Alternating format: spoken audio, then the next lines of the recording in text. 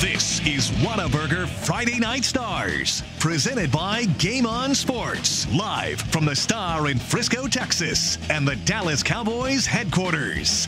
Here's Kyle Yeomans, Zach Wolchuk, Eric Chiafalo, and Heckma Harrison. Oh, back here on Whataburger Friday Night Stars overtime. How about let's get things started in Garland. Allen Rockwall, 81 yards on the tunnel screen, up the middle. Oh, is he going to make it? Stiff arm, throws it to the ground.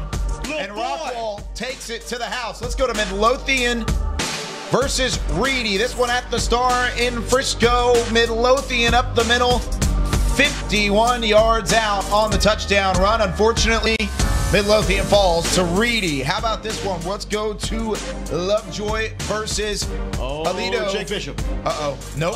Nope. Jake Bishop going down. Oh, he is going down. It's a big sack from behind. Little special teams action. Allen? How about a 43-yard field goal from those Allen Eagles as they look to knock off Rockwall? And then one for myself. How about a pick six from Waco Midway? The alma mater? From the alma mater themselves. We all should have picked Waco Midway. You should have, and you should have indeed. Love it. As they lead big over Saxe. What a day it's been. What a week it's been of Whataburger Friday Night Stars. Texas high school football playoffs are here. As I'll throw that down on the ground. What's up, Mama Chiafalo? They're all there. Hi, Mrs. Yeomans. Oh, Mrs. Yeomans is always here. Hi, Mrs. Mrs. Yeomans Heckma never Harrison. watches. It's okay. She's always locked in. She's locked in on Midway High School football as of the moment. But man, what a I week thought it's she been. was a China Springs alum. She is a China Springs alum, and China Springs trying to make a comeback right now in Argyle. It's Yes, not they going are. very well, though. We'll talk about that here in a little bit. Glad you're with us here for overtime. Whataburger Friday Night Stars. We'll be here up until 11 o'clock, live from the Star in Frisco in the SWBC Mortgage Studios. Zach Wolchuk over there. I'm Kyle Yeomans, your host, and Mr. Eric Chiafalo also joining us. Do want to give a quick shout out while we've got the camera on me. Bob Lilly Promotions hooking us up with the great swag, the jackets and the polos looking real nice week in and week out. Zach's got the polo on as I you're got the rocking, polo going, looking rocking sharp. the polo. Bob Lilly It's not- Promotions, thank you. It's not easy to make us look great, you know. And It is Bob, not. Bob Very Lilly difficult. Promotions It's comes in here and very hits a home run. We've been getting flooded with tweets how great we look. It's true. We have been being flooded with tweets, not just about how great we look, but And by the way, thank you to all the fans who tweet, Yes. like, and watch Friday Night Absolutely. Stars. If it weren't for you, then we wouldn't be doing a show. We're bringing this to you. You're not able to make it to the game. Something's happening, so you can stay updated on all the high school football that's going on in the great state of Texas, because there's nothing better than Texas high school Amen, football. brother. yeah, nothing better at all. Zach Wolchuk rocking the polo. Got that. Oh, look at it. Little Looking into the shimmy-shay. camera. Got a lot of action What there. can I But say? Go-to move right there, the shoulders. Yeah, baby. All I've got is the shoulders. Yeah. That's about it. I've got no Still rhythm working on that lower half. otherwise. Confident as heck, though. Yeah. Oh, that's okay. That's all you need sometimes is a little bit of confidence. Unfortunately, we are missing our good buddy Heckma Harrison, who's usually sitting in that chair. We even got a water for him over there. Actually, I think that might be my water. Crazy. He's actually had quite a few sips of Yeah, it. he's out glamping. He's in the woods. We saw his predictions earlier. Yeah, he said he was camping, but there's no tents involved. It looks like he had No, a nice no, he's size. in It a looked like cabin. a He's in a four-bedroom nice- cabin. He's got AC. He's got the heater. I'm going to go ahead and sneak this water got a back nice while I got grill. a chance. Yeah, But- no, Heckman's living the life right now. He is living the life, and we're Getting his glad. nails done, mani-pedis. Yeah, we're glad to have him alongside us for the rest of the season. But he is enjoying a Thanksgiving weekend with the family as much as hopefully a lot of you have been able to do over the weekend. But how about a Thanksgiving weekend full of football? And let's start things off 6A Division I. We're going to take a look real quickly at this Franklin and Trinity game. This game went final earlier. We ran through it in the first show, but we're going to start there as Trinity just absolutely dismantles El Paso Franklin. And really the Trinity Trojans looking much like the team we thought they were heading into that Haltom matchup as they continue to really just put big numbers up on the board over the last couple of weeks, guys. They've done what Trinity football does, right? And that's just run the football. A.J. Barnett running for 159 yards. Trinity, look, they had 396 total rushing yards, as you see there, at 576 total yards on the day in this victory. They'll play either South Lake Carroll or DeSoto, whoever wins that matchup tomorrow, next week in the regional semifinals. So Trinity, they've struggled early on in some games here and there. Obviously, the game against Holtham, I think, was one of the ones where people were looked at and said, okay, but Holtham's proven to be undefeated and one of the better teams in the area. So that's their one loss. I don't think that that's a bad blemish on the year, but Trinity's played the kind of football we expect from the Trojans. Today it was A.J. Barnett that got the job done for the most part. Otherwise, Brandon Theus, they've had a variety of guys that can do it. They're big and physical on the line of scrimmage, and that's the way the Trojans win. Yeah, and they've been doing it all year with Brandon Theus, but you mentioned it was A.J. Barnett today, and I don't know if Theus got hurt or what it was, but he didn't have much of a workload, only 2 carries. He had 32 yards, so it wasn't like he was playing poorly. So I don't know if he got banged up or what the deal is, but he's been the guy they've depended on all year, and that would be a huge loss for them if they go into next week against whether it's Southlake or DeSoto. Either way, heck of a game, tough matchup. If you go in there without your workhorse, your guy, Brandon Theus, who's been your best offensive player all year, even though you saw A.J. Barnett step up today, and props to him, you got to do that sometimes. Man, if they don't have Theus next week, that's going to be a massive loss for Trinity. Yeah, it's a massive loss for Trinity anytime you lose a guy of that stature overall. But heading into this part of the playoffs, that's kind of how it goes. Sometimes you might drop a couple of those guys. Also, look at this stat right here from Lockie Ellis, the quarterback. We know Trinity doesn't throw that much. They only threw it 9 times, 4 completions for 180 yards, 45 yards per reception, per completion for him. So, my goodness, we know Trinity likes to run the ball, but when they throw it, they are efficient when they do it. And today was no different. But, man, if they don't have Theus, that's going to be trouble next week. Yeah, it's going to be trouble next week no matter who they end up playing against, because we'll take a quick look at this. We previewed it in the first show, but we'll look through it again. Southlake Carroll and DeSoto. Definitely a game worth mentioning one more time because of how incredible this matchup is. And, looking at Arlington Lamar and Odessa Permian. Let's go to that game instead. 538 total yards of Arlington Lamar over Odessa Permian. This is on the bottom half of that Region 1 bracket. What a game, man. And what a game this was. Back and forth. This game was tied at 35 late in the fourth quarter, and Lamar was able to just kind of pull away at the end.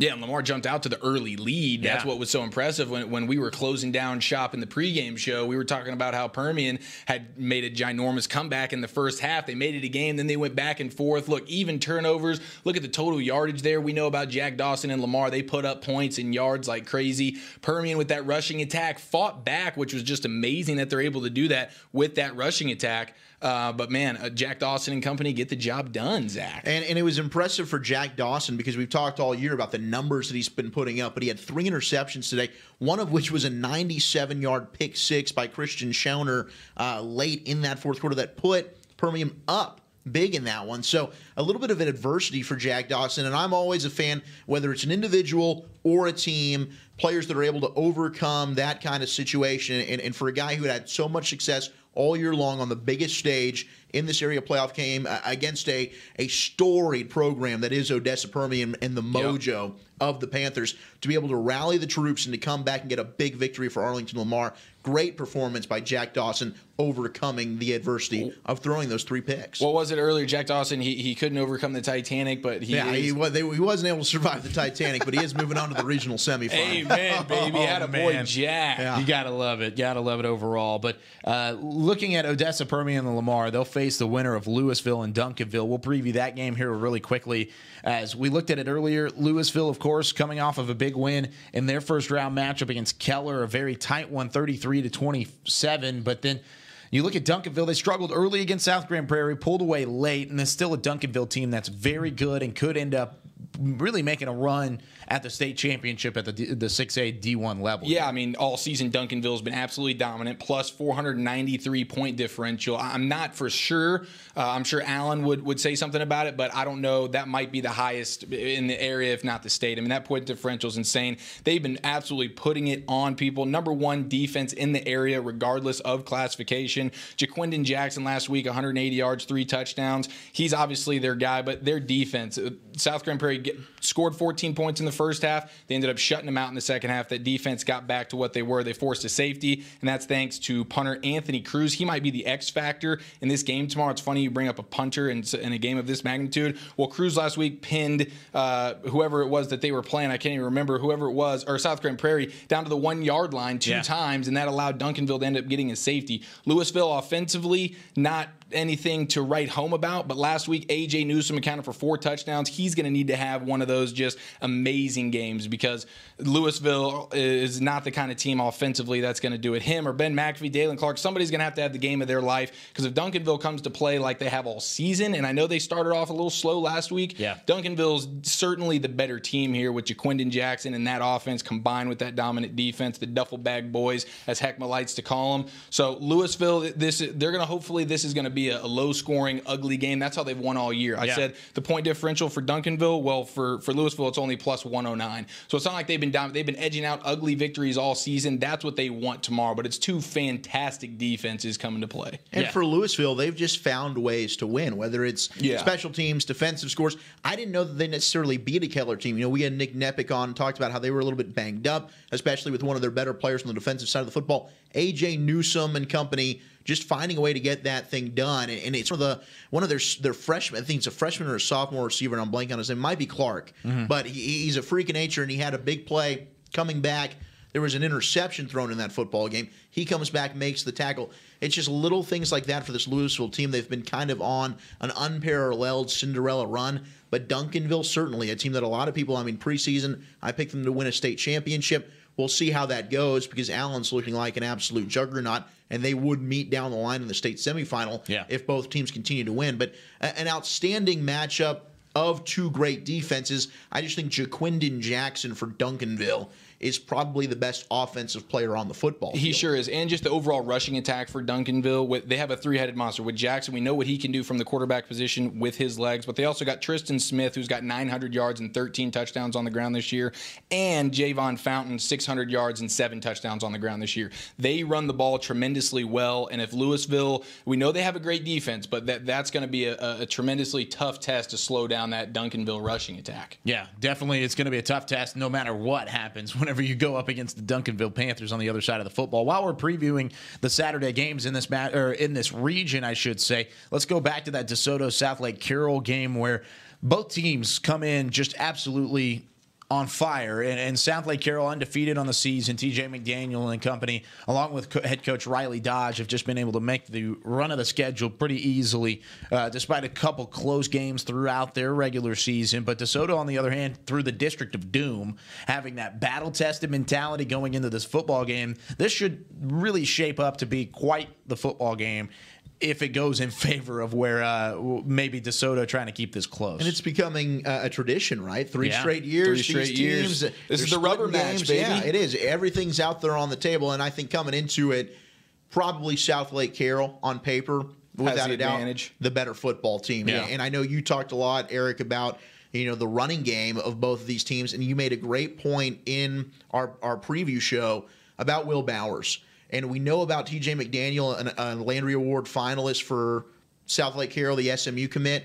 He's going to get his. There's no doubt about it. But I think Will Bowers running the football with his legs is kind of an X factor. DeSoto struggled. DeSoto struggled to slow down the running of Cedar Hill with Trish and their quarterback in that game. And I think they're going up against maybe a better pairing with South Lake Carroll in this one. Yeah, well, and they gave up over 200 yards rushing to Skyline just last week. So when you think about a mobile quarterback in Velton Gardner. Exactly. So when you combine Bowers and McDaniel, and last year when they played, when South Lake won 33-15 in the playoffs, who was it that dominated offensively? It was TJ McDaniel and Will Bowers on the ground, both of those guys. I would imagine that happens again. But listen, DeSoto, great team, still a solid defense, great skill positions. We know about Shandarian Ward. Last week he had 4 touchdown passes. I mean, this is definitely a team that can put up plenty of points. The thing is, South Lake's got an underrated defense, I would say. They gave up negative 30 rushing yards to Coppell last week. And I know Coppell's been banged up, and you can say what you want about him, but that's a team that runs the football. And Ryan Hurst is was one of the area's better backs. Absolutely. And so when you think about the fact that Southlake absolutely bottled up that defense, and Southlake's just been so consistent all season,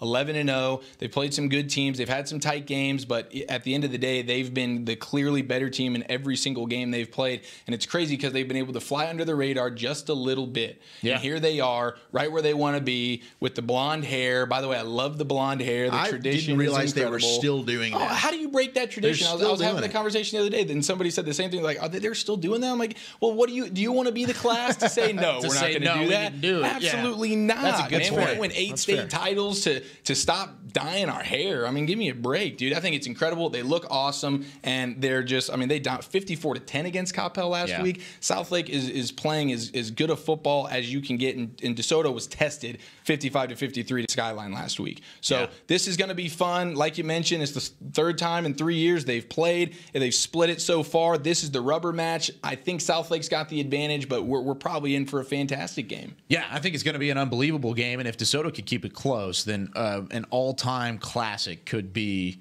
in store from that game. R.J. Mickens, player to watch. Yeah, R.J. Mickens, two-way, and he's going to be matched up against Chenault for DeSoto as well, who also has played both ways at times. So some outstanding athletes all around on the They're going to get to know each other. They might be covering each other both ways. So how cool would that be? That's interesting. Yeah, that's funny. That'd be neat. Now, looking at really the entire bracket as a whole in that Region 1, 6A Division 1 Region 1 is absolutely stacked. No doubt about it. As you got Trinity already moving on, Arlington Lamar's already moving on, and then it doesn't matter from there. Southlake Carroll or DeSoto or Louisville or Duncanville, you've got an absolute monster of a team waiting for you, or is about to be matched up against you here in just the next coming moments. And I love that it's our area. I mean, look at it, just littered with North Texas football teams and here. It's big time teams. Absolutely. I mean, these are big time programs with a lot of legacy. You know, and next week you're looking at a potential Lamar Duncanville matchup if Duncanville were to outlet. Well, either way, whoever comes out of that, it's an outstanding defense against the offense that is Arlington Lamar. Yep. Jack Dawson, who proved, look, I can throw 3 interceptions. I'm also going to throw 4 touchdown passes to lead my team to victory. And then anytime you got Trinity versus either of those schools, whether it's DeSoto or Southlake Carroll, I mean, that is a state semifinal kind of pairing right there in the regional semifinal. Yeah, that's how good this region of the entire state is. And man, it's been an unbelievable season, not only just in the postseason, but just watching all of these teams kind of unfold their way into that Region 1, Division 1 as well. So now looking down at 6A Division 1 Region 2, this one's just as stacked as can be, and we'll start things off with probably the game of the night. Allen and Rockwall. The Allen Eagles and the Rockwall Yellow Jackets. Man, this was a ball game overall between these two squads, and it was fast-paced from the very beginning, boys. First play of the game, we get a house call from Smith and Joba. Jackson, Smith, and Joba. And look, guys, I said it in the pregame. Yes, you did. The only 2 teams that have beaten Allen in the playoffs over the last 6 years had Feels good like offenses. It's been 100 years. They had elite quarterbacks that were going to play at the D1 level. They had an elite receiver that were going to go play Smith at the D1 level. Check. And they had an explosive offense. The thing was, they were also able to take away Allen's run game. That was not something Rockwall could do here tonight. They came out and they started fast. Those teams got Allen down at least 21 or more to nothing, and Allen had to fight and claw their way back. Well, Rockwall gets up. They strike quickly, as we saw there, the 81-yarder. But it wasn't enough because their defense just couldn't seem to stop the Allen attack. It was ping-pong style, back and forth, each team trading blows. Zach Henry into the end zone for Rockwall. Grant Tisdale into the end zone for Allen. Keldon Manning into the end zone for Allen. Here's Jackson Smith and Jiba with another touchdown catch for Rockwall. Oh, wait, here's Elijah Fisher with a 75-yard bomb from Allen. It was a who's who of who's scoring touchdowns. And Theo Weiss, believe it or not, Theo Weiss, the wide receiver commit to Oklahoma from Allen. He didn't score? He didn't score. Wow. Till the final touchdown in this game. 1:42 left to play in the contest. Allen up 45-40 to seal the deal. A 37-yarder from Tisdale to Theo Weiss iced it as Allen gets the win 52-40. But that was the problem. 14 in Navy right there running amok for the Allen Eagles, and Rockwall had absolutely no answer. Yeah, and we've got Jackson Donovan on the line, who was at this football game. 52-40 the final score. And Jackson, first off, back and forth. This game went from the very get-go. You kind of heard what Zach's explanation of it, which was outstanding, because that's kind of how chaotic it was really from the opening kickoff. It was an absolutely incredible game. You could not have asked for anything better from two top-notch 6A high school football teams. Jackson, talk to us about really Rockwall and Allen, both offenses we knew would come in and play well. But what was it for Allen's defense? I mean, basically, which defense stepped up and made the plays here? It seems like from afar, you were at the game, you can let us know, Rockwall just wasn't able to stop Allen. Allen, on the other hand, got the necessary stops. From my vantage point, it was just the size of the defense. They started to run down the Rockwall offense. I mean, you've got Ohio State commit Jackson Smith and Jigby, the top wide receiver for Rockwall, ended up getting hurt in the second half. Barely played in that fourth quarter, even though he ended up with 250-plus receiving yards and 3 touchdowns. He got hurt, and it happened over and over again. Oh, no. Wait, who got hurt? Offense. He came back, but he was limping for the last minute and a half of the fourth quarter. Oh, how much of an impact do you think that had on the Rockwall offense? I think it did more for morale than anything else, because they knew he had over 100 yards receiving less than almost halfway through 300. The second quarter. Oh, wow. And so it was more morale than anything. It completely killed their spirits and just destroyed the comeback effort.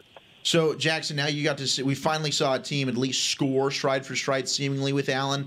But in your opinion, having seen them up close and personal, what is it going to take to slow down the juggernaut that is Grant Tisdale and company on this Allen offense? I have absolutely no idea. Grant Tisdale is a beast. I mean, 202 yards passing and then another 150 on the ground. He was absolutely incredible. And a lot of it, in this day and age, you think, okay, there's a lot of quarterback, halfback options. He got almost all of them on straight design runs for the quarterback. He was just incredible on the field. It was the best thing I could call it is poetry in motion. Was Allen able to just wear down Rockwall's defense with that big offensive line as you were talking about? Was that it at the end of the game? Rockwall just wasn't able to muster the stop because they had just worn him down over 4 quarters with that size? It really was. Rockwall came out in a 4-3 setup, and just the size of the offensive line for Allen just gave him enough of a push that, I mean, you could look at the stats on paper. They were around 7 yards a carry, and it was too much for Rockwall to take. They held with him early. They definitely came out and punched Allen in the mouth, but just the overall size of Allen gave out in the end. What was the atmosphere like before we let you go, Jackson? I mean, this was one of the more high-profile games of the area around. How was the atmosphere and emotions at that stadium? I can sum it up in just a little bit. They sold more tickets than seats in the stands. They were having to turn fans away. Wow. That's crazy. Unbelievable atmosphere and a big-time win for Allen and the Eagles. The most points given up by Allen on the entire 2018 season. The second closest was Plano East, who put up 36 in a 74-36 loss to Allen earlier in the season. Jackson, thanks so much. We'll talk to you again soon, man. Appreciate it, guys. Talk to y'all later. There he goes, Jackson Donovan, who was at Rockwall and Allen, and an offensive back-and-forth football game. But like you said, there's a little bit of hope for some of those teams in scoring against Allen. It's the slowing down Allen that's kind of the toughest part of the whole deal. They ran the ball 44 times, threw it 13 times. So you can see what their game plan was going in. They felt confident they'd be able to run the ball. And with that offensive line and the depth that they have, when you get into the fourth quarter, that is just a brutal thing for a defense. When they've ran on you with success 30-some-odd times, and then you get into the fourth quarter, I mean, you're going to be exhausted. So when you see Allen, it's good to see them tested. It's good to see them overcome a little something, really probably the first adversity they've really felt all season. But it is exciting because we said if Rockwall just gets dominated in this game, then everybody's in trouble and we can kind of basically crown Allen now. Well, Allen gets the win, but they were certainly challenged. Rockwall did their thing. Jacob Clark, I mean, hey, dude, heck of a day for Clark. 447 yards, completed 68% of his passes, 2 touchdowns. I mean, that's not an easy thing to do against that Allen defense. And it's a shame his #1 receiver went down when the game, when it mattered most. And Jiba, 267 yards and 3 touchdowns. That dude's unbelievable. I hope he's not, super, super hurt. But no, I mean, and he's only a junior. He'll be back for his senior year. And offensively, you could tell Rockwall played with balance throughout the game. And they were able to do that because they stuck with it. They scored stride for stride. The difference was Rockwall's defense just wasn't able to get that stop. I think that's the big question. Those teams that have had success, Rockwall was able to check off a lot of those boxes on the blueprint of how to maybe beat Allen, big-time quarterback in Jacob Clark, the big-time receiver. But could they slow down the rushing attack? And this year's Allen team might be more of a test to do that because you also have to account for Grant Tisdale. And he might be the best runner on this football team. And when you've got an offensive line as big, as strong, as physical, it's going to take a real special defense. The only one, I think, athletically and talent-wise, we've talked about it all year, might be the Duncanville Panthers. Yeah. But they've got a rigorous test just to get through their region to be able to make it to a chance to play Allen. And now it sets up next week. They'll take on the Woodlands, a team that was one of those two. It was Westlake in 15, the Woodlands in 16 that beat Allen in that state semifinal. Well, looking at the bottom half of the bracket before we end up looking at the whole region for Region 2 in the 6A Division I ranks, let's look at Waco, Midway, and Saxe really quickly. Waco, Midway, and the Panthers, I was the only one that picked them. They are my alma mater, so I had to pick them in that regard. But I also picked them very confident in the win. They haven't won yet. Still 7 minutes left in that football game. A lot of time left from Verda Newsom Stadium out in Mansfield. But Midway leads Saxe 42-28. And this has become a little bit more of a football game as of late because Saxe has put up 14 points in the fourth quarter in order to at least bring this back within a 2-possession ball game. But I talked about James Fulbright. He was the one that I mentioned earlier, Zach Wolchuk, and I told you if he can get going, then this is a different Midway football team, and that's exactly what's happened. He got going. 197 yards and 2 touchdowns on the ground for James Fulbright. That tailback has gotten the job done. I believe, Eric, you talked about Nixon, the wide receiver, at one point in the pregame show. 3 receptions, 77 yards, 2 scores for Nixon on the outside as the Midway Panthers lead 42-28, and they've just played about as well as anybody has played against the Saxe Mustangs defense all year. And defensively, they had an 80-yard pick six, so that's going to benefit you anytime you can turn that. And not only momentum-wise, plays like that are just backbreakers, but credit Saxe, they are fighting back into this thing. It looked all but done, 35-14. Midway was up and rolling, but this fourth quarter, Miles Nash has gotten into the party with a touchdown run, and Derrick Rose a 58-yard bomb to Chase Cromer. With 7 minutes to play, it's 42-28. Midway holding on to a lead over Saxe. But, yeah, I think you got a lot of credit deserved to that offense of Waco Midway because this had been a Saxe defense that had been one of the maybe one of the more underrated because we've seen some of these other schools in 6A, like the Duncanvilles and company, have so much success. But Saxe have been playing as well as anybody on the defensive side of the football. But this is that time, though, where that loss to Hunter Spears, the Notre Dame commit on the defensive line that they lost a couple of weeks ago, this is the kind of game where you start really feeling the effects of that. And, Saxe, and you got to give credit to Waco Midway's defense as well because Derrick Rose, they've held him in check for the most part. He's only 6 for 1,240 yards, touchdown, and a pick, and they were going to need Rose to have one of those, next level games, and he just hasn't really had that. Well, we were talking about that Saxe defense, and I was kind of interested to look at the points that they've given up this season. Last week they gave up 25 against Plano East, but before that, a shutout against Rowlett, a shutout against South Garland. They did give up 38 points to a playoff team in Garland Lakeview Centennial, but 9 points against North Garland, 0 points against actual Garland. Garland Naaman Forest only put up a touchdown against Saxe, so that defense is about as real as can be. No doubt. And that 25 points to East was against Brandon Mallory and that Panther bunch, and Brandon Mallory was the 6A area leader in passing. So that was no slouch of an offense. No, by no means. So this is a good Saxe defense that has just basically been dismantled by that Midway overall team. And by the way, Coach Jeff Hume, the head coach for the Midway Panthers, former head coach at Mansfield High School, so he's back at his old stadium. Nice. For that one at How about Vernon Newsom that? Stadium. His comfort zone. wonder if A he little eats bit the of grass. a homecoming. He probably does. He's a turf. Les It's Miles turf. kind of guy. Yeah. Yeah, is it turf No, there? I'm just Yeah, kidding. I have no yeah, it idea. is definitely Maybe turf it is there. turf. It is everywhere in It Texas is definitely now. turf there. Well, with that being said, that's going to be it for us looking at 6A Division I for now. We'll revisit some of the games, such as Midway and Saxe. Whenever that game goes final, then we'll also look one more time at the Saturday games during our final segment. But when we come back from a quick break, we'll go to 6A Division II. We'll look at Midland Lee versus Haltom. That game went final earlier. We'll also take a look at Longview and Prosper, a game tomorrow. Mesquite Horn and Wiley, a game that went final just a couple hours ago. When we come back here on Whataburger Friday Night Stars.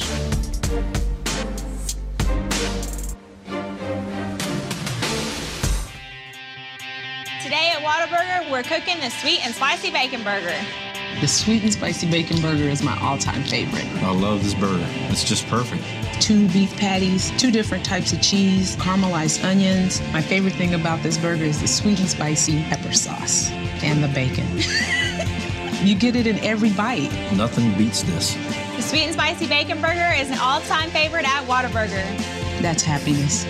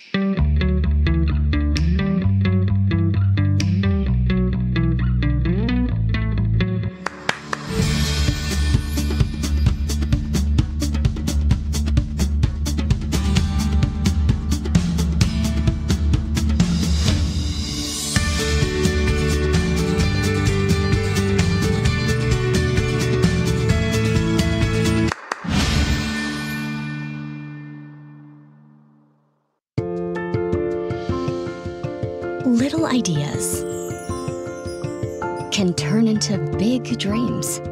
Big dreams require careful planning and the right partner. A partner dedicated to helping you take care of your employees, protect your business, and plan for the future. It's sometimes overwhelming. It's often exciting. It's your story, and we can help. SWBC. You want to bring the heat? Prove it.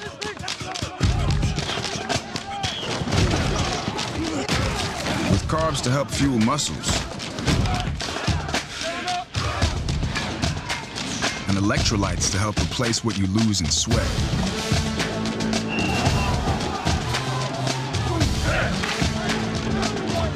Studied, tested, proven. Nothing beats Gatorade. On a Forbidden Fansville by Dr. Pepper.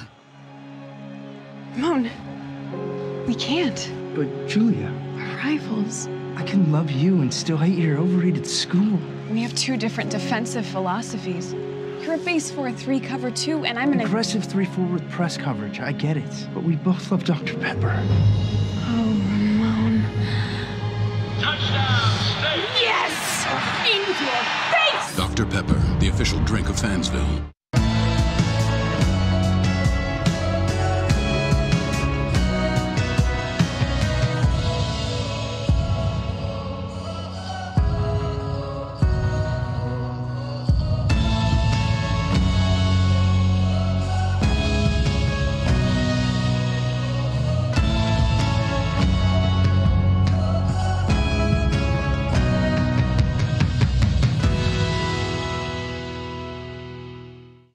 Hey football fans, check this out. It's called Fan Tag, the easiest way to get video highlights from all of your games. As a parent, I know the value of capturing our kids' special moments on video.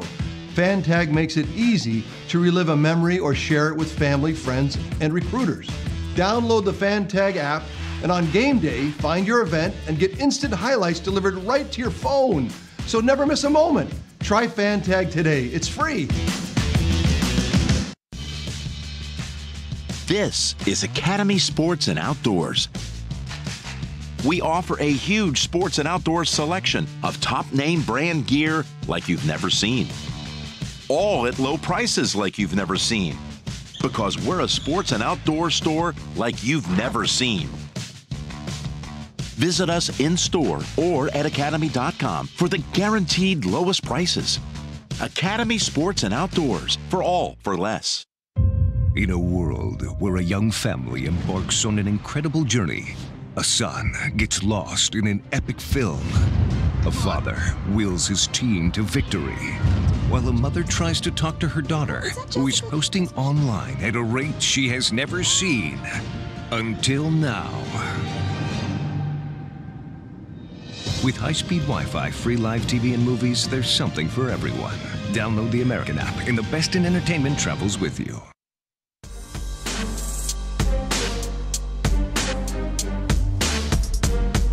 Oh, the Lombardi Trophy's just upstairs from us here at Whataburger Friday Night Stars and the Star in Frisco. Glad you're with us as we look through the area round of the Texas high school football playoffs and an unbelievable week of high school football here on the week of Thanksgiving.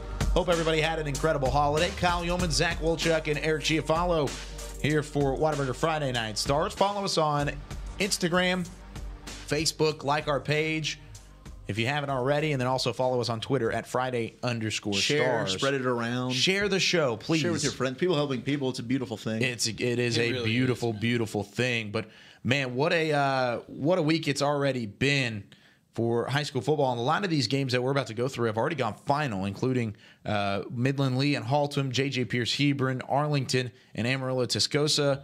Lots of games to get to. So let's get into it with 6A Division II Region 1. Let's start things off with Haltom and Midland Lee. This is a game we talked about earlier that really Haltom needed to get off to a quick start against a Midland Lee team that may be more experienced than Haltom in a postseason format.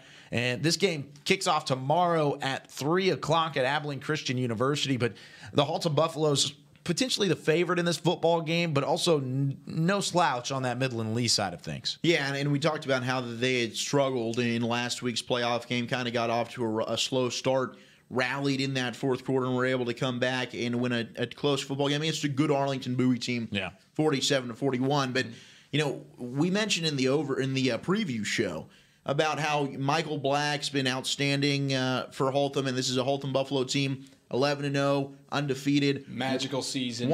Magical season. Won a great district with Euless Trinity involved in there. Got a big win over them. Got a big win on the road against San Angelo Central. Good football teams. But this kind of success is a little new for Haltom. Whereas for Midland Lee, I mean, this is a team that right there with Odessa Permian, they're a proud, rich football tradition. They're accustomed to being in the playoffs. They're accustomed to making runs within the playoffs. So, this is a Midland Elite team. They're not going to shy away from Haltom. And for Haltom, maybe they got that wake-up call last week. They got to feel like, okay, this is playoff football. We're here. We know what this is like. And even though Arlington Bowie came out and gave us a run for our money, we survived. Now we're refocused, and we can come back out and play Haltom Buffalo football with Michael Black, of course, leading the charge against a pretty good Midland Elite team. Yeah, that Midland Lee team, a little bit underrated coming out of West Texas. That's a team that can sneak up on some people. They can run the football really well.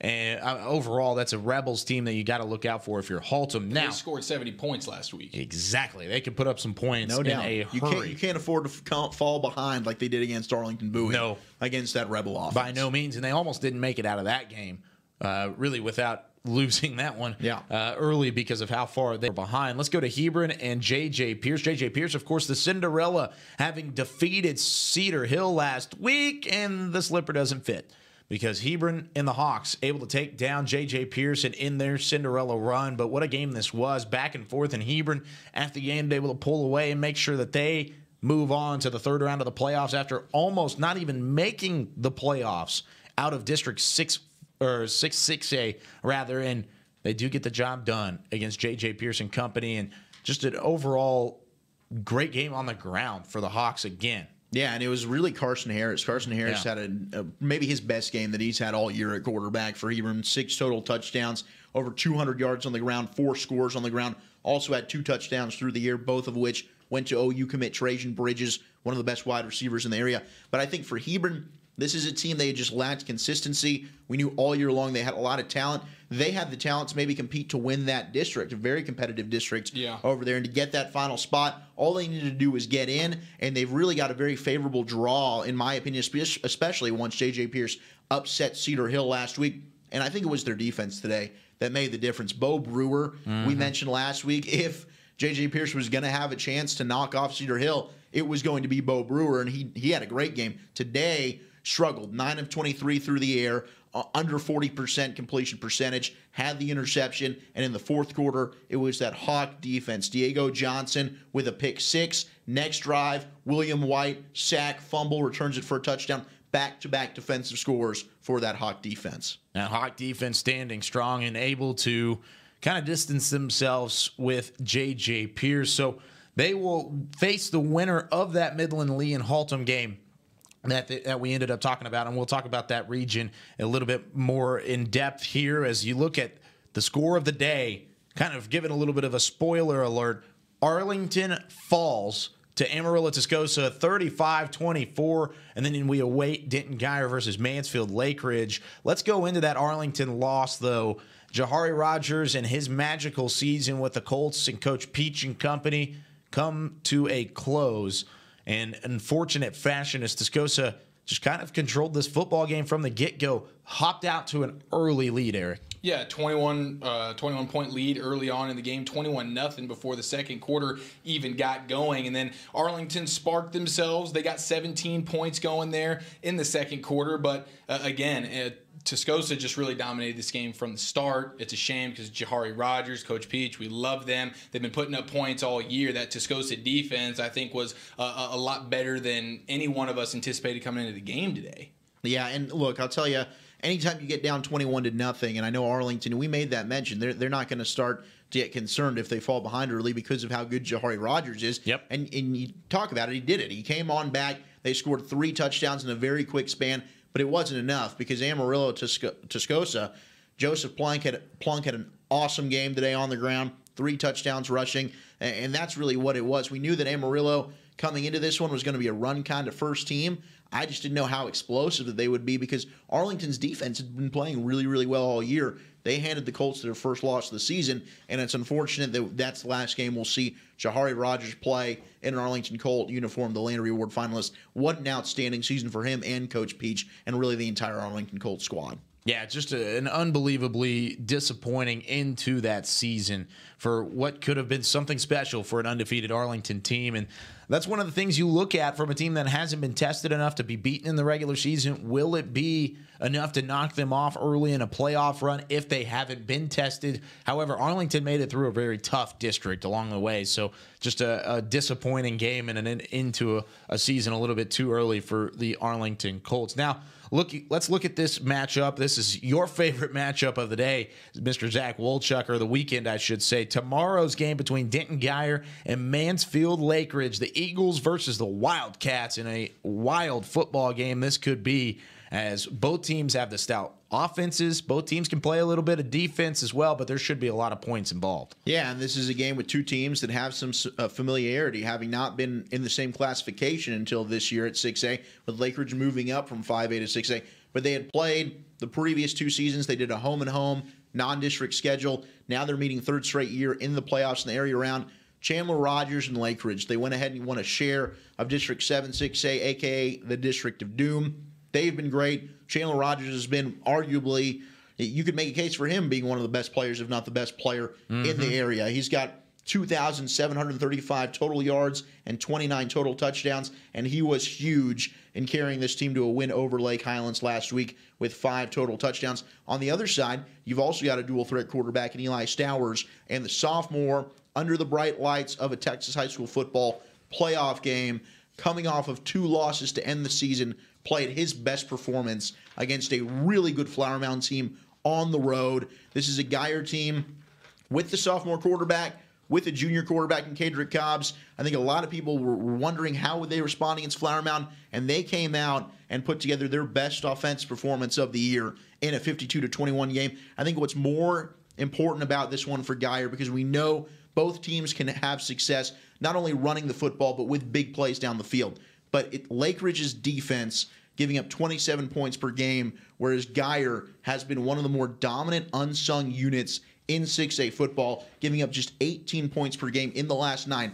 Even in those final 2 games of the regular season when Geyer struggled, that defense played well enough for them to win. It's really, if Eli Stowers performs, I think Geyer has a chance to make a serious run, and they should win this game tomorrow. I'm with you 100%. I mean, it all comes down to the Geyer offense. We know Lake Ridge is going to show up and do what they do on both sides of the ball. We know Geyer is going to show up and play great defense. As you said, even the games they lost, when they lost to Byron Nelson, when they lose to Fossil Ridge, it's only because they only put up 21 points and 13 points in those individual games. So it's when the offense really struggles for them, their team struggles. They have a 6-5 record. I think when they're at their best, they are a much better than a 6-5 team. You saw it last week against a really, really good Flower Mound team. They put up 52 points. Yeah. So when this offense is going, they can be fantastic. It's just really they live or die by how good this offense can do, because when they lay eggs and have crappy games, I mean, they literally put up 13 points. They lose to Byron Nelson. Yeah. I mean, that's the kind of difference you can have, or you can put up 52 and beat a Flower Mound team that was just absolutely rolling into the playoffs. So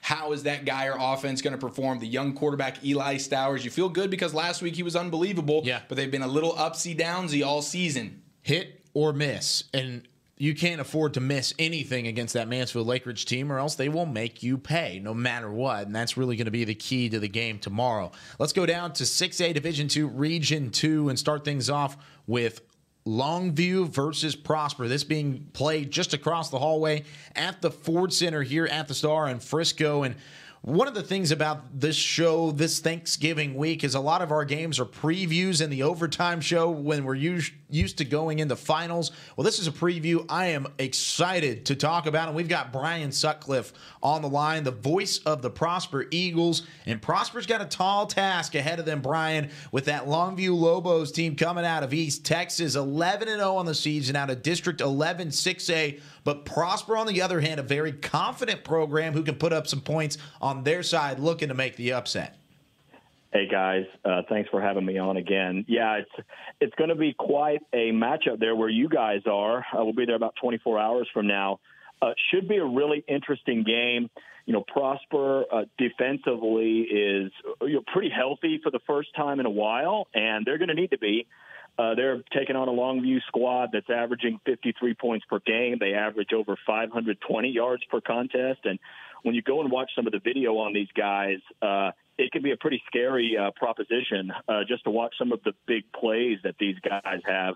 Quarterback Haynes King's having a fantastic season, 32 touchdowns against 1 interception. They got 3 tailbacks that have run for over 500 yards this season. They've got a really talented receiver in Camden Perry. He's got 16 touchdowns on the season and over 1,300 yards. So it's a squad that's got so many ways that can hurt you. But from Prosper's perspective, the second half of the season, they really dealt with a lot of injuries, especially at the linebacking core, and they're really at full strength for the first time in a while over the last couple of weeks.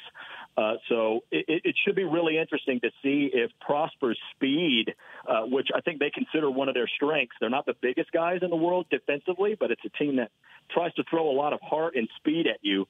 And they're going to need a lot of that speed tomorrow to take on one of the most potent offenses in the state. When you talk about Longview's offense, and they're incredible, but their defense is they're giving up less than 18 points per game. We know that Prosper offense with Wayne Anderson, Keegan Shoemaker, and Justin Clark, and these guys, they can really put up points with the best of them. How confident are they? You mentioned the speed being a factor. How confident are they, and how confident are you in this offense that they can go out there and put up much more than the 18 points that Longview gives up each game?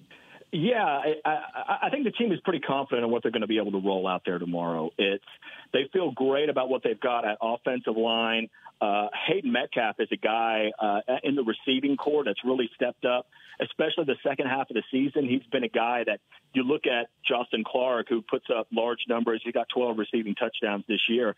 But I think any good offense has got to have multiple receivers that you can expect to step up and make a big catch. And that's something that Hayden Metcalf has done all season long. And as Metcalf is able to step up into that sort of co-number one wide receiver role, it makes Prosper a much more potent offense, and it allows Prosper to do more things offensively. It takes some of that pressure out of that box to against teams that really want to try to stack the line against Wayne Anderson. And I think if Prosper's going to be successful tomorrow, I think you're going to see Wayne Anderson doing some damage through the air. And Wayne has been one of the more talented multi-purpose backs in the area this season.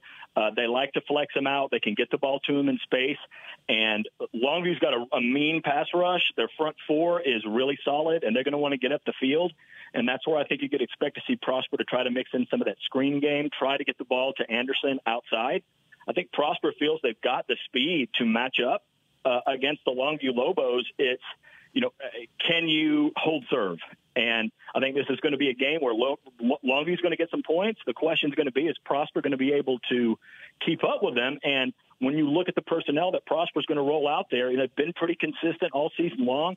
One of the things that they really looked at as we headed into the first playoff week last year was, can Prosper keep that foot down in the second half? They've been really good in the first half of games offensively this year. Now, many times they didn't have to do a lot in the second half because they had large halftime leads. Well, Naaman Forest pushed them last week, and that was the Naaman Forest team that Prosper handled pretty easily in the first round. And there were some different guys from a personnel perspective for Naaman Forest, and that was a ball game into the fourth quarter. And Prosper, great closing push, scored 20 points in the fourth to end up winning that thing going away. So if Prosper is able to be as efficient as they were, especially late last week, they think they can go up and down the field a little bit. And I think they're going to need to against a Lobo team that, if you're able to hold them to 28 to 30 points, you've done a pretty dang good job defensively. So can you get to 30? And Prosper certainly has the horses and manpower to do it. It's just going to be really interesting to see how they're able to use that personnel and get guys into advantageous matchups to do some damage to those Lobos. Brian, you're one of the best, man. I mean, listening to this breakdown, the amount of information and knowledge that you're dropping on us, I couldn't appreciate it more. I agree with you 100%, and I think Prosper should feel confident with their offense. I'm intrigued by who's a player that you've seen, or it could be more than one, but on this Prosper defense, if they're going to have the ability to maybe make a game-changing play here or there to get a stop against the Lobo offense, which is probably what it's going to take to win this football game, who do you think there's a name for our viewers to be on the lookout for on that Prosper defense? Yeah, look out for one of the safeties. His name is Logan Nelson, and he's the free safety, and he's been a guy this year that when Prosper's needed a big takeaway, has been the guy that stepped up. He's got a handful of interceptions this year, and Prosper feels really good at all three levels of the defense. There's a handful of guys that you could talk about.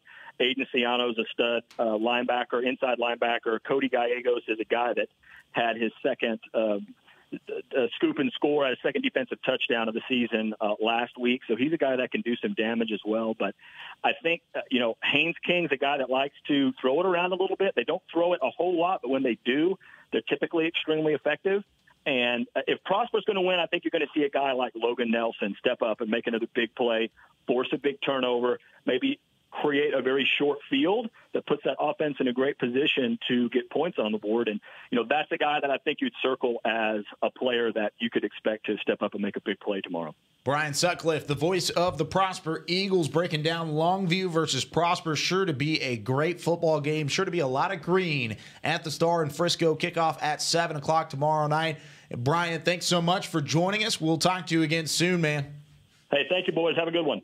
There he goes, Brian Sutcliffe. And like you said, Zach, just the knowledge being dropped is just absolutely incredible from beginning to end on that segment, because he's all over the place. He knows it all, and he can get there really immediately, and he knows that preparation that's involved with what has to go into these football games and what's really going on. So if you get a chance, follow him on Twitter. He is at BNSAG, so BNSAG on Twitter. That's Brian Sutcliffe, the voice of the Prosper Eagles. Prosper and Longview and the Lobos play at the Star tomorrow at 7 o'clock. Should be a fun one to look out for. Let's look at Wiley and Mesquite Horn, though. This is a game that happened earlier this afternoon, and Mesquite Horn 0-7 to start the year. Incredible. And how about this run? They're now 3 rounds deep into the playoffs with a big-time win over the Wiley Pirates. 49-31, the final score, almost 600 yards of total offense. What has been the difference for the Jags? I got 2 words for you. Jermaine Givens. There you go. Okay, it's his play that's been the difference. Yeah, I It's know. not like he just showed up randomly. No, but this is he was Jermaine struggling. Givens of last year is what we're getting now. I don't know what happened the first 7 weeks of the season, but ever since then, they've been dominant. He's been a key reason why. He was incredible last week. This week, 330 yards through the air, 153 on the ground, 4 total touchdowns. This dude is playing absolutely lights out. It's what we expect. This is the kind of play we expected from him and really from the entire Mesquite Horn team coming into the season. And it took a while to get going. They finally did. They luck out. They only need to win 3 games to get to the playoffs. They get in. They're rolling. They're hot as can be. And you do not want to face this team right now. No, it's crazy. I mean, it really is crazy. Unbelievable. The difference 4 weeks makes. I mean, a month ago, Mesquite Horn's winless on the year. They're sitting there at 0-7, and Jermaine Givens has completely flipped the script. This offense is firing at all cylinders. Isaiah Taylor also on the ground, had a pair of touchdowns tonight. They're doing it in a multitude of different ways. And credit their offense, because Wiley's defense was no slouch coming into the game. Now, Wiley has been a little bit of Jekyll and Hyde somewhat. They've been a much better home team than they've been a road team this year. But they've got some offensive firepower with Rashad Dixon, who had a solid game, especially on the ground, 3 rushing touchdowns, and Donovan Ollie, who's one of the premier receivers in the area, 8 catches, 132 yards, and a touchdown.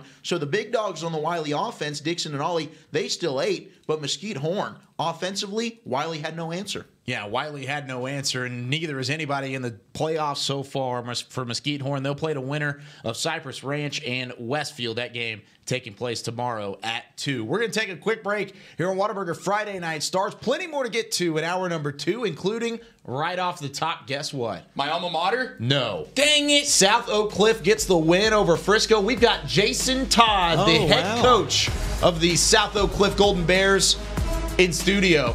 The old in ball just a coach, moment. eh? The old ball coach will join us after the break here on Whataburger Friday Night Stars.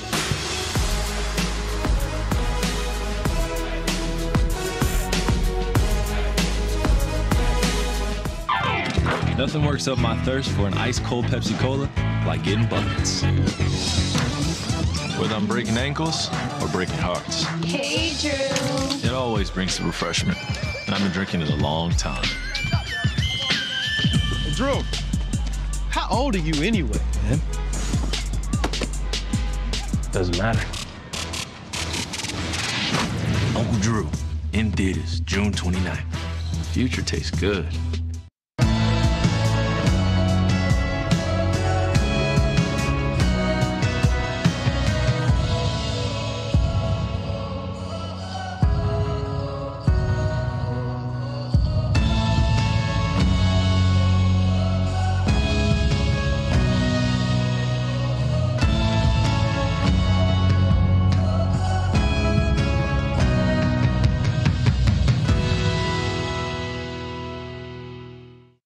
Hey football fans, check this out. It's called Fan Tag, the easiest way to get video highlights from all of your games. As a parent, I know the value of capturing our kids' special moments on video. Fan Tag makes it easy to relive a memory or share it with family, friends, and recruiters. Download the Fan Tag app, and on game day, find your event and get instant highlights delivered right to your phone. So never miss a moment. Try Fan Tag today. It's free.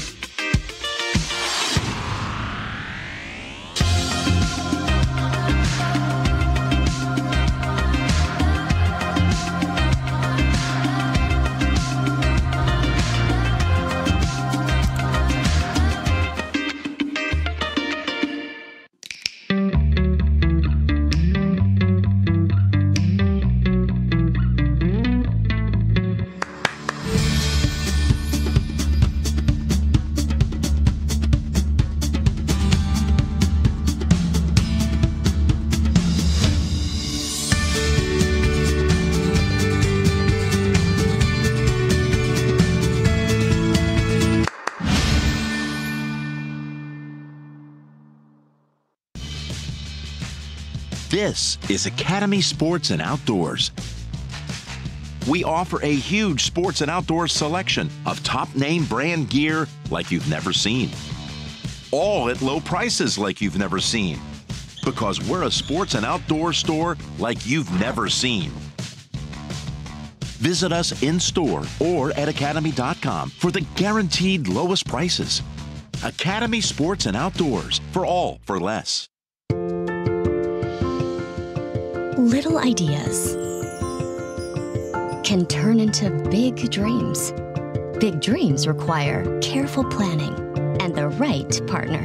A partner dedicated to helping you take care of your employees, protect your business, and plan for the future. It's sometimes overwhelming. It's often exciting. It's your story, and we can help. SWBC.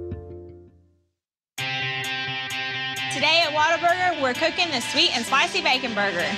The sweet and spicy bacon burger is my all-time favorite. I love this burger. It's just perfect. 2 beef patties, 2 different types of cheese, caramelized onions. My favorite thing about this burger is the sweet and spicy pepper sauce and the bacon. You get it in every bite. Nothing beats this. The sweet and spicy bacon burger is an all-time favorite at Whataburger. That's happiness.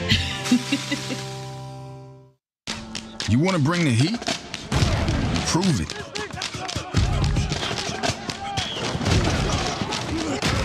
With carbs to help fuel muscles. And electrolytes to help replace what you lose in sweat.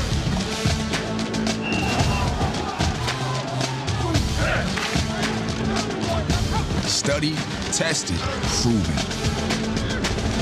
Nothing beats Gatorade. On a forbidden Fansville by Dr. Pepper. Ramon, we can't. But Julia, We're rivals. I can love you and still hate your overrated school. We have 2 different defensive philosophies. You're a base 4-3 cover 2, and I'm an aggressive 3-4 with press coverage. I get it, but we both love Dr. Pepper. Oh, Ramon. Touchdown, State! Yes!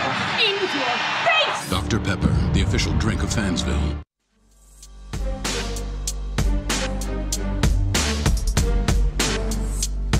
A look just outside our studios here at the Star Walk in the Star in Frisco. A bunch of classic Cowboys uniforms along with Super Bowl moments throughout the entirety of the Cowboys organization. That's just outside. Eric Giafalo fired up for this one. Zach Wolchuk, the Star Walk. Oh, wow. Like around, baby. Let's go. Everybody's fired up. Coach Todd taking a little bit longer than we thought. He is on his way. Really poor tease by Kyle. We keep apologize. I keep talking about how I know. I was a little He'll be excited. here eventually, Sock fans. So stay tuned. He will be here in just a little bit. But with that being said, I keep talking about how the Ford Center is just across the hallway. I guess compared to the other stadiums around the North Texas area, it's across the hallway. It's still a little bit of a trek to get from the Ford Center to our studios. It's a big place up here at the Star in Frisco. But until Coach Todd is able to get into the studio, no, he's being escorted. But I got a text from Chance, the police escort, and he said it might be a little bit. Coach Todd is a man of the people. Respect. Likes to talk through it, especially after their big win, like they were able to get over the Frisco Raccoons. But until Coach Todd gets here, let's go through 5A Division I, Region 1, and take a look at these games. A lot of these games already final throughout the area. But we'll start things off with Birdville and Abilene Cooper. We talked about this game in the pregame show, but Birdville with a big-time win over Abilene Cooper, 49-14, and this one wasn't really close, guys.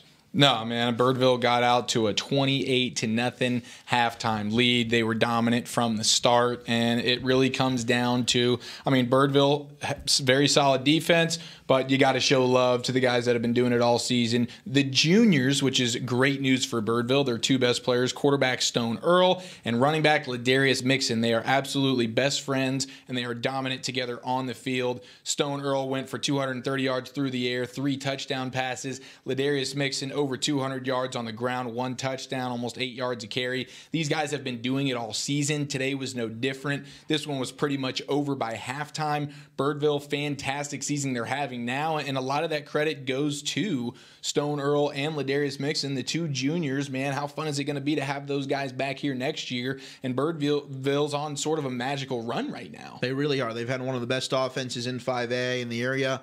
all season long, and they had a chance, undefeated, a chance to win the district title against Denton Ryan. The way that this region's going, if they come out of it, they've got a date with Denton Ryan a couple of rounds later in the playoffs. So a possible revenge game looming down the road for Birdville, and they look well on their way. This Hawks team is a juggernaut. They squeaked out of their bye district game, a game that I don't think was as close as the score would indicate. They That's pretty correct. much were in control throughout that game. It just came, it looked a lot closer, 29-27 victory, but they weren't really in jeopardy of losing. And today, they went ahead and put up a score. Hey, we've got no doubt, 49-14. They smacked an Abilene Cooper team that made a very good run a year ago and has a lot of good talent on that team. So credit the offense, but also credit that Birdville defense to hold Cooper to just 14. And Birdville, listen, almost 500 yards today. They're set for a matchup potentially with Grapevine next week in Sweetwater. The offense in that game would just be unbelievable. That game has been official now. Nice. Grapevine does beat Amarillo Caprock. That game, the final score 47-28. As you see there on the graphic, we take an overall look here at 5A Division I Region 1.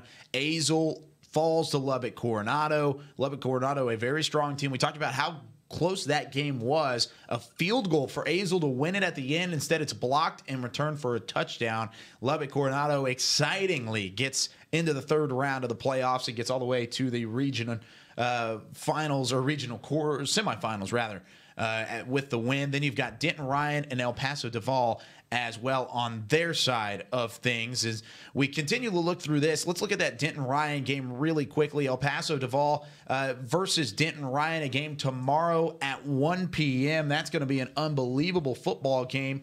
In the Denton Ryan Raiders, of course, a team that's a favorite throughout that region. 4A or 4-5A Division I, I should say, for the undefeated Denton Ryan Raiders overall. And man, this should be a game where Denton Ryan should potentially take care of business here, Zach. Yeah, I mean, if Denton Ryan were to drop this one, I would be pretty shocked. But let's stop the presses. This is a big deal here. We got South Oak Cliff coach and Coach Jason Todd. If you want to go and put the headphones on, we got the mic in front of you. There it is. They're comfy. They look good, looking sharp, and the all white. Yeah. Oh my God! Actually, can I start things off? By the way, congratulations on the victory. Thanks a lot. I want to say you guys' uniforms. Holy smokes, they're incredible. The icy whites, the gold helmet with the reflection. Is that, how new is that? Did you get to choose that? Like, how did that go down? Because you guys look unbelievable. Yeah, the helmets are actually new for this season. The uniforms are a year old. Nice. Okay. Yeah, okay. The helmets are new, though. Helmets are new. Yeah, we blended it together. Looks sharp. Man. I love them. Sharp. They look great. All right, Coach, give us your breakdown. Obviously, a big win over a good Frisco Raccoon team. Yes. What do you think? What are some of the things you did well? It seems like you got that run game going, especially at the end. The offensive line started to dominate. You start the game with the defensive score, and that defense has been leading the way all year. Yeah, I think we did a lot of things well. As far as the run game, we were able to complete some big passes early in the game. The defense was solid in the beginning of the game, but it was the things like the blunders that we had on special teams. We were pinned inside the 5-yard line twice. So it's some things that we need to work on, going forward. How confident are you? You mentioned your running game, which has been stellar, and it's been from the quarterback position as well. Yes. But how confident are you in the passing game if you get into one of those games? Looks like Aledo next week, a heck of a matchup. How confident are you in that passing game? We're very confident that if we have to rely on it, that it'll come through for us also. It's what we've been working on all year. We just haven't been able to display it all year. Gotcha. But, it should be ready to go for But next it's week. run-first mentality for you guys. I mean, every game you're looking to establish that run and then throw off of that, correct? Yes, exactly, because if you win the line of scrimmage, most times you win playoff games. And great defense. You guys start the game out. I mean, how exciting was that? You guys start the game with a fumble return for a touchdown on the first play of the game. I mean, that's just to get things going. We got fireworks. Yeah, that was actually very big, momentum to start the game off. And, it's what our defense been doing all year, So, we expect them to carry us. And we expect to make sure we put points on the board for them. Well, Coach, we can finally talk about it because it's happening. It's the Aledo Bearcats coming up next week. And I know you guys have had some time. You knew that was looming. Yes. What are you thinking about this matchup and how you guys match up against the Bearcats next week? It's a matchup where, you do have to pay respect to them, because those guys have been good for a long time. But like I tell the kids, we're not playing the legacy of Aledo. We're playing this team. So we're not going against Jonathan Gray, even though they still got a great back in Jace McClellan. Yeah, they got a great quarterback. We seen the O-line. We went and scouted them a couple of times. Gotcha. Great O-line up front. Good defensive end that's going to TCU. So we know about those guys. But our guys are not intimidated, and we're not intimidated as coaches about going up against them. It's whoever performs the best will win. Absolutely. 16 points given up against Frisco tonight. It's Yes. the most that defense for you guys has given up since week 4 of the season. Yes. Is this a kind of a wake-up call maybe going into that Aledo game and maybe a chance for you guys to kind of reset and look forward to that and try and fix some things? You know, in a way it is, but in another way, you know, when you go against these wing T type of offenses that you don't see every day, you know, it's kind of some different angles that you end up, giving up, some different run lanes. But I think it was good for us going against Everman last week, going against Frisco this week, that, the kids, they can relate back to when we used to play Ennis a lot. So, it was something we can relate to. I want to go back to this past week, Thanksgiving week. Happy Thanksgiving, by the way. What is this week like in terms of preparation? How different is it? You know, the kids are out of school, and then obviously the big day on Thursday. How do you handle that week of preparation, and do you think it worked to your advantage, obviously, with the victory tonight? Yes, we felt good about our preparation. The big thing is that the kids are not on a so-called structured schedule anymore. Exactly. So, kids probably staying up all night, we practice still in the late afternoon, as far as that goes. So it was just kind of the same situation with just no school. We went hard on Tuesday and Wednesday, kind of slacked off some on Monday, do a lot of preparation as far as install things. And then on Thursday, we kind of just let the guys just kind of, walk through. Yeah, walk through, get a little mental practice in and then be ready to go on Friday. Gotcha. What's the favorite Thanksgiving side on the dinner plate right there for you, Coach? I'm trying to watch my weight. Thanksgiving was no time There's for one, that, it's cheat day, right? We got to indulge on Thanksgiving. I really like ham. Yeah, brown sugar ham. There we go. Can't go wrong Ham's there. an entree, though. Don't you need the side to be like the mashed potatoes or something? Mac and cheese. Yeah, mac and cheese was good also. Amen to that. And the mashed potatoes were good also. I can't say all those things were on the plate. You got to carve up before the big game, Coach. You know what I'm saying? And that worked to your advantage tonight. The energy is still there. Look, you can go 4 more quarters. I'd rather get ready for Aledo. Yeah, there you go. What is a week of preparation like this for a team like Aledo? Where do you go from here? For right now, getting ready for Aledo, it's going to be 100% focused. Like the kids, they know of the history. They've seen the TV show. So they know it's a way for them to make a statement for themselves, for the South Oak Cliff School, and the community. So, if you want to be a giant, sometimes you're going to have to slay a giant to get there. Yeah, definitely so. It's not going to be easy. Yeah, not going to be easy, but a big-time win tonight, 48-16, South Oak Cliff, and your Golden Bears moving on to the third round. Coach, good luck. Thank you for joining us here on Whataburger Friday Night Stars, and I'm sure we'll talk to you soon. All right, thanks a lot. Thank you, Coach. Congratulations. We're going to take a quick break here on Whataburger Friday Night Stars. We'll be back in about 3 minutes from the Star in Frisco. More Texas high school football playoffs in just a moment.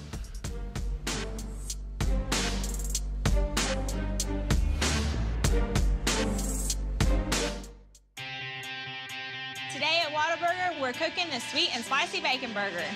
The sweet and spicy bacon burger is my all-time favorite. I love this burger. It's just perfect. 2 beef patties, 2 different types of cheese, caramelized onions. My favorite thing about this burger is the sweet and spicy pepper sauce and the bacon. You get it in every bite. Nothing beats this. The sweet and spicy bacon burger is an all-time favorite at Whataburger. That's happiness.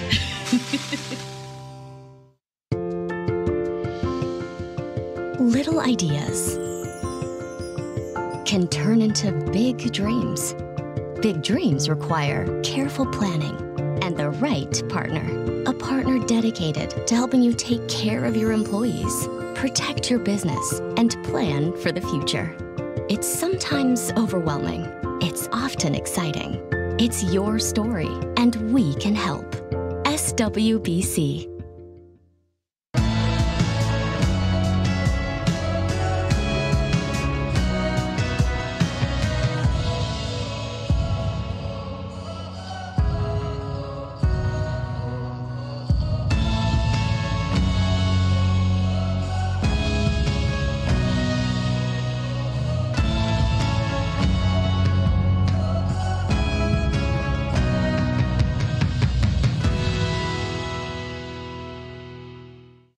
Hey football fans, check this out. It's called FanTag, the easiest way to get video highlights from all of your games. As a parent, I know the value of capturing our kids' special moments on video.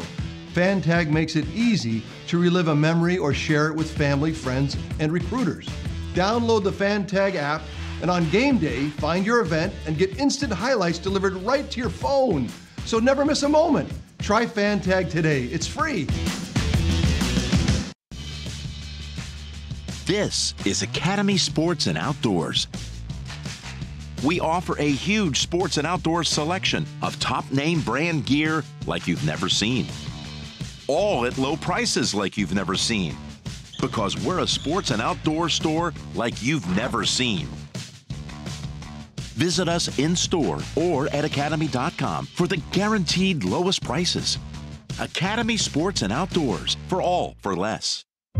In a world where a young family embarks on an incredible journey, a son gets lost in an epic film. A father wills his team to victory, while a mother tries to talk to her daughter, who is posting online at a rate she has never seen until now. With high-speed Wi-Fi, free live TV and movies, there's something for everyone.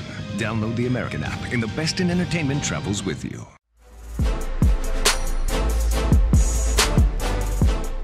About as hype as we can be throughout the Star in Frisco area round week of the Texas High School Football Playoffs. Glad you're with us here on Whataburger Friday Night Stars. Special thank you to the South Oak Cliff Golden Bears and for head coach Jason Todd for joining us in studio. Awesome to have him as a part of the show, taking over Heckman's spot for just a moment. But gosh, I wish we could have him every week. I wish we could just stay there. Can we just make that full-time trade? Let's just make that trade. Have fun glamping, baby. Go do it forever. Sock's going to be at such a coaching disadvantage next week when they got Heckma at the helm. Heckma Harrison leading the Golden Bears. Oh my goodness, that would be a disaster. Sorry, Heckma, but I don't know if it'd be a disaster. Well, it's not Coach Jason Todd. I can tell you that much. It would be a downgrade. It would be a big downgrade. Sorry, Heckma. I love you to death, but that is exactly what it would be. Now, I was like, no, I could definitely stop McClellan. I could stop him myself. Yeah, I don't think so. Don't think so. Let's go through 5A Division I, Region 2, starting with Mansfield Timberview and Magnolia West. That's where we'll start things off. And we talk about this Mansfield Timberview team. We said, hey, they kind of ended the season on a high note with a big win over the Colony, 35-30, and then the 45-28 win over Magnolia West, a good Magnolia West team, I should add. And Timberview moving on to the third round of the 5A Division I playoffs in order to get things done, and they'll take on the winner of Highland Park and College Station, which we'll talk about in a moment. But first, hey, the Wolves get the thing done, 45-28, big-time win. And it was really all on the ground. You know, you look through the air, only 6 of 10 for Jordan Davis, their quarterback, 60 yards, did have 2 passing touchdowns, but it was Stacy Sneed on the ground, 23 carries, 197 yards, a pair of scores. Monte Dawson got into the act as well. He was the big play threat on the ground. Stacy Sneed would loosen him up, and then here comes Monte Dawson with that breakaway speed. 9 carries, 151 yards, and a touchdown, averaging just under 17 yards a carry. Incredible. And Stacy Sneed getting it done through the air. 5 catches, 93 yards, and a touchdown, 20 yards a catch. That dude getting it done in both ways. Probably the MVP of the Dawson team. the same way. I mean, that was it. It was their 2 backs out of the backfield that made the plays. Just an extension of the running game. Just get them the ball out in the flats and let them go ahead and make things happen down the field. This is a Timberview squad who, coming out of a very competitive district with Highland Park, with Lancaster, with Mansfield Legacy, I think a lot of teams kind of overlooked once they dropped those games to HP, to Lancaster. But like you said, against a good Magnolia West team, able to hold them to 28 points and get the victory. But they lost bad to those teams. Like Lancaster put 49 on them. Highland Park put 42 on them. Those games weren't even close. But Timberview getting it done in the playoffs when it counts. Yeah, and they might have a rematch with Highland Park this next week as we move on to talk about that matchup. A matchup of 2 defending state champions, Highland Park and the Scotties against the College Station Cougars on one side. And then, man, Highland Park defeated that Timberview team 42-7. So if you're looking at Highland Park right now, you look on the other side of the football, you see the defending state champions in College Station there, but you still got to be really confident right now if you're the Scots. You blew through that Timberview team earlier in the season. You get another chance at them if you get a win in this one. But first, you just got to take care of business here, right? No doubt about it. And they've got a tough test with the College Station Cougars. Yes, definitely. So we've got Miles Dunklin on the phone, the voice of the Highland Park Scots. And Miles, first off, thanks again for joining us here on Whataburger Friday Night Stars. This is a matchup that we are all excited about because you don't normally get 2 defending state champions in the same game, at least this early in the playoff season. But thanks to district realignment, we get just that, and it should be a lot of fun down in Waco. Yeah, it should be a great one. Like you said, it's very rare to be able to see 2 state champions, but really trying to live up to the standard that my old buddy Brian Sutcliffe setting here on Friday Night Stars. Goodness, he's Brian taught me most of what I know about being a play-by-play guy. We've done many years of calling games together, and he's absolutely crushing it. But you're right, guys. This is an exciting, very exciting matchup. Rare to see two state champions, and Highland Park having to get a little bit out of their comfort level for the first time in a while, having to play on Saturday and having to actually travel out of Dallas for the first time in the last couple of years to play a playoff game. Yeah, that's a great point, Miles. They didn't have to travel out of Dallas in their back-to-back state championship run. What kind of change do you think that had maybe on the format, the Saturday game, the week of practice leading up to it, and the travel schedule? Well, I know that Randy Allen is definitely a creature of habit and definitely has these guys on his schedule. Talking with Chandler Morris and Finn Corwin and a couple of those guys after last week, they were definitely hoping for a Friday game. But, you know, Zach, they've certainly been able to make Saturdays work as well with back-to-back state championship runs, and they have a lot of guys that have been there and done it, and some guys that will be going on to play on Saturdays. So I think they should be just pretty comfortable no matter what the setting is. Miles, we've talked a lot about this Highland Park team all year long. We haven't talked too much about this College Station Cougars team. What is the number one thing? What do they do best? What's the thing that's going to be scaring Highland Park the most about College Station coming into this game?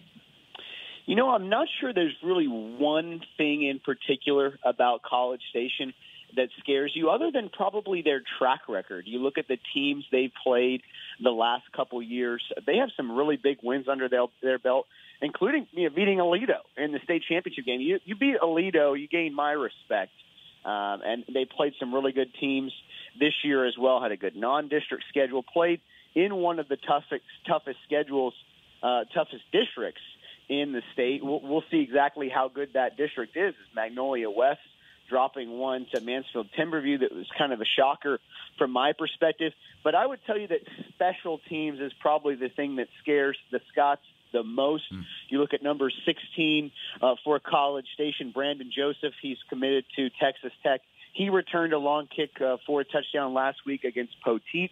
Also, number 4, both these guys are defensive players, but Ryan Stapp is the defensive coordinator's son, and he can score on special teams as well. The Scots are really trying to limit any big plays in the special teams game. Miles, a lot has been made of this game because of the fact that it's two defending state champions and high-profile teams in College Station and Highland Park.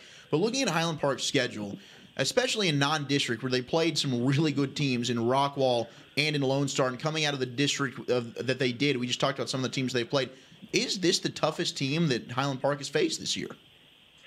You know, that's a good question. I would say probably not by looking at how that district's performed. You go back and look at a team like Lone Star. Look at what Rockwall did to Allen. Exactly. Yeah. I heard those guys left with a standing ovation.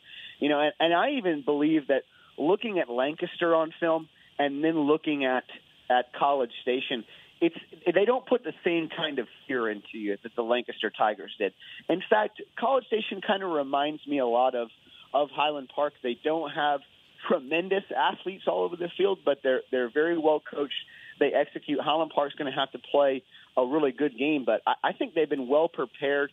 And the speed that they saw in their district and against teams like Rockwall and against teams like Lone Star, certainly Lancaster and the Mansfield schools, I'm not sure College Station's going to have that same kind of speed that those teams previously on their schedule did. Yeah, it should be a whole lot of fun tomorrow down at Waco ISD Stadium. College Station, Highland Park. Chandler Morris with over 2,500 yards passing and 31 touchdowns. The voice of the Highland Park Scots, Miles Dunklin, joining us here on Whataburger Friday Night Stars. Miles, thanks so much. We'll talk to you again next week, buddy. Thanks, boys.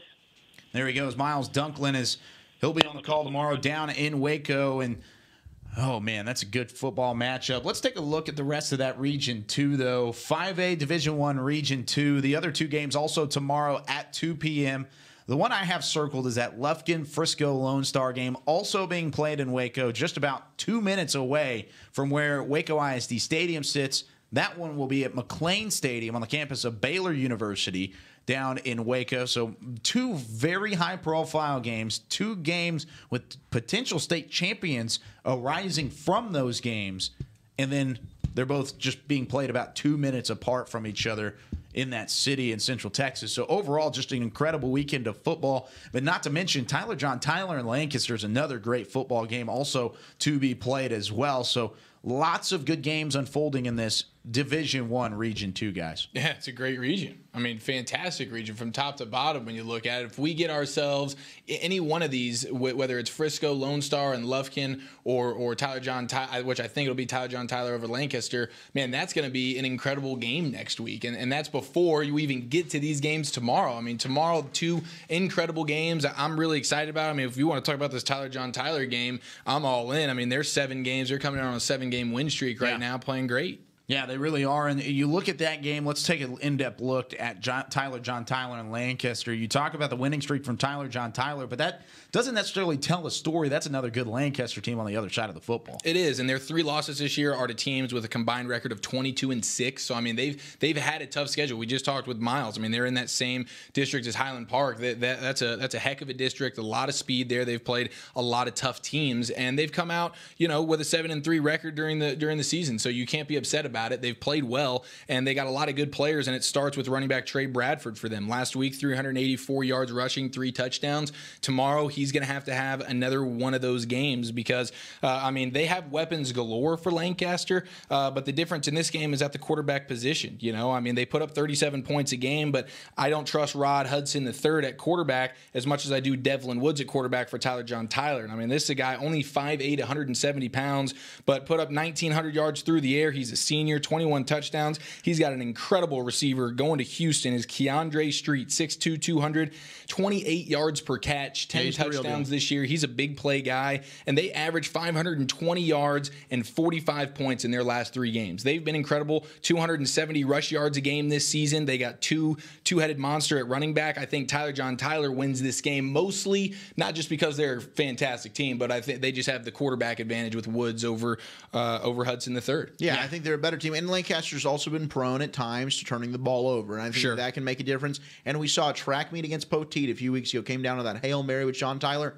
I think Poteet's a better team than Lancaster. If they were to meet on the football field, I think Poteet would win that football game. So it's going to be close. Athletes galore. Yeah. But John Tyler, in my opinion, should get the victory as well. Yeah, it's going to be an incredible football game back and forth. I don't know. I think if I had to choose this football game, I think I might pick Lancaster to win this game, even though there's a chance that, I mean, it's closer to Lancaster than it is to John Tyler, maybe a home crowd advantage just by a hair being played in Mesquite. But I just think there's a chance that Lancaster gets the job done here. Now, let's move on to 5A Division II Region 1. We'll start things off with your alma mater, Justin Northwest, in their game that they have coming up as well. And you look at this one, a big-time win for the Texans, 48-14 over El Paso Burgess. We looked at this score during the pregame show. That it was a 6 o'clock kickoff, I believe, so we got to see a little bit earlier. But the Texans take advantage and come away with a big-time win. They're on the way to their 3rd-round playoff game as well. Yeah, they really just breezed through this one. I mean, Burgess didn't have a chance. They wanted to come into this game and be able to run the football. And at the end, I mean, you see 119 yards, but they needed more like 200. We saw early in that game, in the first quarter, they had negative yards rushing. They weren't able to do anything on offense, and we know about that Northwest Texan offense. They've been putting up video game numbers all year. Last week, Demarius Hosey ran for 350 yards and 5 touchdowns. They had 670 yards of offense last week. They turn around and go for 470 this week. I don't think they had to play the starters too much in the second half. It was just a dominant performance for Northwest, and it's good for them because we talked about it all year. I've been a little envious of the schedule in the district that they were able to play in, so I wasn't really sure. Are these numbers inflated because of the inferior competition? Granted, they haven't had to play 2 unbelievable teams in the first round of the playoffs here, but they've won convincingly both times, and to do that in the playoffs is never an easy feat. So Northwest offensively, fantastic. Can they keep it going? I hope they can. Well, they've got a tough task coming up next week as we take a look at the bracket overall for Region 1 and 5A Division 2. They've got a tough task in Lubbock Cooper on the horizon, 45-0. Oh, by the way, Cooper won their first round game 52-0. So we got a good defense finally for this Justin Northwest offense to get tested by. Austin Ahmad has been one of the more underrated players in the area for Northwest. And this has been a Texan team. They've got to be making history with how many games they've won this year, now going 3 rounds deeper in the playoffs. I don't know the last time the Just Northwest was in a regional semifinal game. Yeah, honestly, I have no idea either. I know none of my teams ever had the luxury of going that far. I think we're usually... Kudos to them, man. What a great year for them. Yeah, 1 or 2 and done. To get to 3 is fantastic. You run into a good Lubbock Cooper team, but that's good, though. You want to be challenged. I mean, you don't want to just play a bunch of easy teams. When you get to the third round of the playoffs, you're playing good teams. Yeah, and look at how stacked that District 5 or District 3 5A was. Lubbock Cooper, Wichita Falls Rider, Canyon Randall, all in that district. I talked in the pregame show about how El Paso Parkland could have been a team that made a run.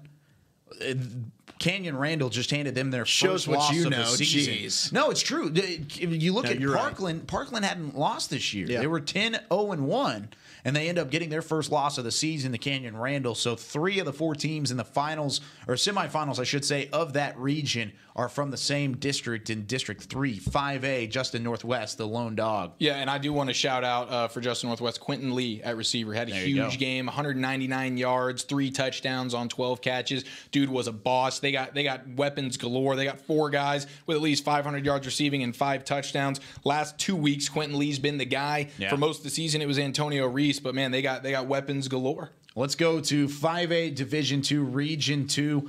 And we'll start things off with Aledo and Lovejoy. This is a game earlier that we had Luke Trujillo at, and this is a game in Bedford that was never really a game because Aledo got off to such a quick start. And Aledo, again, we talked about the matchup, and we'll talk about it here in just a moment again, but South Oak Cliff on the horizon in that Region 2 bracket. And man, it's going to be a lot of fun to see those 2 teams go up against each other. But right now, at least this week, the Bearcats still look dominant, 62-28. You can't really get much better than that. That's a good Lovejoy team, too, that can put up some points. It is, and what they were able to do was just set into their game plan from start to finish. It was all about Chase McClellan, 308 yards, 4 touchdowns to OU commit. JoJo Earl, one of the best sophomore receivers in the state. He's going to be a name to remember. 5 catches, 83 yards and a score. A very dynamic player. I think if they're to beat South Oak Cliff, as good as Chase McClellan is, and you just heard Coach Todd, he's the player that they know. I believe they're going to try and take him out of the football game. If they do, JoJo Earl, you get him the football in space against a very aggressive defense in South Oak Cliff that will over-pursue at times. Frisco caught them on a few big plays tonight. He's a guy, JoJo Earl, that can be the X factor for Aledo in that football game. Yeah. And Jake Bishop, a quarterback who just doesn't turn the football over. For Lovejoy, a great year overall. Carson Collins, a good game today. Bo Levinelli had one of the highlight reel catches of the day, with it finished with 9 catches, 154 yards and a score. You'll see his score in the corner of the end zone here. But Jason McClellan, man, this running back is on a different level. Yes, he is. 300-some yards. I mean, the dude's going to OU. He's absolutely playing like he has all year. So, I mean, this rushing attack, 460 yards total on the ground, only gave up 73. That's a recipe for victory. And their defense is good. They're opportunistic. They'll get pressure. It's going to be an outstanding matchup. Aledo and South Oak Cliff. Can that defense find a way to slow down Aledo, because nobody else has this year? Well, let's look at South Oak Cliff. That defense special again today, as they were only able to give up 16 points against the wing T in the attack from the Frisco Raccoons. South Oak Cliff wins this one 48-16. We, of course, had Coach Jason Todd on just a couple moments ago, but let's look in depth at this game. And he kind of talked about it. You got to kind of get nitty-gritty. You got to roll up the sleeves and be a little blue-collar if you're going to make your way into the third round of the playoffs in a region and in an area like this, as tough as it is. And South Oak Cliff was able to do so. 414 yards total. And this is a team that really prides themselves on the defensive side of the football, but despite giving up over 250 yards total, still able to blow Frisco out of the water. Yeah, and it started on defense. Like we talked about with Coach Todd, getting a defensive scoop and score to start the game. And Sean Sims, yes, he did have an interception, but he had 2 passing touchdowns, 2 touchdowns on the ground, and you could tell that offensive line just wore down that Raccoon defense in the fourth quarter. They just ate clock. They moved the football at will. Yeah, they moved the football at will, and they are moving into the third round. Looking at the bottom side of that bracket, Frisco, Reedy, and Midlothian, the game that preceded this one at the Star in Frisco, got off to a quick start. Midlothian, of course, coming off of their big win last week over Red Oak, a good football team there. 42-13 was that final score, but man, Frisco Reedy looks like the team to beat inside that Region 2 bracket, the way that they've been able to play. How about how stacked this bracket is overall? And we'll look at that overall in a minute. It's got 3 potential state champions. It really does. Frisco Reedy, Sauk, and of course the team in Aledo. I mean, that seems to always be there. Yeah, but this game, really all Frisco Reedy. I had to combine the two words for a second. Freedy. No, it was all Frisco Reedy from the get-go. And once again, Foskey Guys, gets the job together done. now. Foskey, baby! Gets the job done. Look at those dimes he's dropping in there for 5 touchdowns today for our boy Foskey. And that's just a really, really good Reedy team. A team like Midlothian who comes in and they're already one-dimensional offensively. That Reedy team's just going to suffocate you. And Reedy has played fantastic all season. They're just as good defensively as they are offensively, and they run the ball just as good as they throw the ball. I mean, they just really do everything well. And like I said, if you're going to come in and play Reedy and they already know all you can do is run the ball, they're going to shut that down and they're going to beat you quick. And that's exactly what happened today. Reedy, one of the toughest teams. There are going to be so many fun matchups now leading up to when we get to the big one. Yeah, a lot of fun matchups to look at, and we got to credit Gavin Dunaway for these highlights. Did a great job from inside the Star in Frisco. He's also at Kennedale Paris, and he'll also be at South Lake DeSoto tomorrow. That was a dime. He's unbelievable. He's been able to really dial it up. And can I just make a quick PSA for everybody watching out there? If anybody knows Josh Foskey, can you guys let him know that we really enjoy watching him play football? And we like to say Foskey, because it's a lot of fun, and we enjoy doing it week in and week out. So we think he should join in on the fun, especially if he's having that much fun putting up 304 total passing yards, 52 points on a good Midlothian ball club. I would love if Frisco Reedy's defense, every time they got an interception, instead of yelling out Oski, they yelled out Foskey. Yeah, that'd be great. You know, I think that's how it started. Just to pay an ode and a tribute to their quarterback. You know, hey, Foskey, we just got the pick. We're giving it back to our quarterback, and Foskey's going to go throw a dime for a touchdown. And he usually does. Yep. Well, we've solved everything. Put a bow on it, Reedy. Yep. Who are they going to play? That's the question. Let's talk about it. That is the big question. Let's go. Burleson Centennial and Corsicana. This was a game that really we looked at as potentially being an incredible one, and it turned out to be just that. And Burleson Centennial gets the job done. This was a pick'em game. And did any of us pick Corsicana? I don't know if we did. Not me. I did not. I picked Burleson Centennial. Okay, I think we all picked Burleson Centennial. So they end up beating Corsicana. This was a game earlier where Burleson Centennial controlled things, but Corsicana made a little bit of a comeback, but it fell short as the Spartans win it at home on the second round of the playoffs, which, like we talked about earlier, is a bit odd. But 28-20, the final score here, guys. And it seems like 28's the magic number for Burleson Centennial when they're playing Corsicana. They win the first meeting 28-26. Yep. They get this one done 28-20. They scored 14 unanswered to go ahead and seal the victory in this one. And we knew coming in this was going to be a run-heavy team. Whoever it was on both sides of the football, they wanted to come in and they wanted to run it. And today for Burleson Centennial, they were the team that made the plays. They got the job done. You look at their rushing attack. Dejun Nathan. Yeah, you got it. 108 yards and 2 scores, and he was outstanding in the team's first meeting as well. On the other side, for this Corsicana team, that was Dejun Nathan for Corsicana. For Burleson Centennial, it's a multitude of guys. They had 4 different players score the football from the running back position. They go ahead and will beat you. It's going to be on the ground, but they've got a variety of weapons that can do it. The question is, can that offense now keep up with the firepower that is Frisco Reedy? I highly doubt that. Well, if you come into a game, we just talked about with Frisco Reedy, if you come into the game one-dimensional, like Burleson Centennial somewhat is offensively, they like to run the ball. They were 3 of 5 with an interception. With an interception, yeah 14 yards passing. I mean, these guys aren't doing it through the air. Reedy's going to be able to capitalize on that. If you can't throw the ball at all, you're in trouble. You just saw it with Midlothian. You're probably going to see it next week. Well, let's look at that region as a whole. Region 2 inside 5A Division 2, and we talked about being stacked. The 4 teams that we expected to move on tonight all moved on. Aledo, South Oak Cliff, probably a matchup that everyone should have circled on their calendar. Not probably, I'm telling you, winner of that game wins the state championship. I don't disagree with you, honestly. No love for Reedy. Reedy on the other side can get the job done as well. I think Reedy has a chance against South Oak Cliff. I don't know that they have a chance against Aledo. I think whoever wins this region will win the state championship. No doubt in my mind. I think that's 100%. No doubt in my mind, because I think Reedy has a legitimate shot to knock off both Aledo or South Oak Cliff if they play in that final of the regional.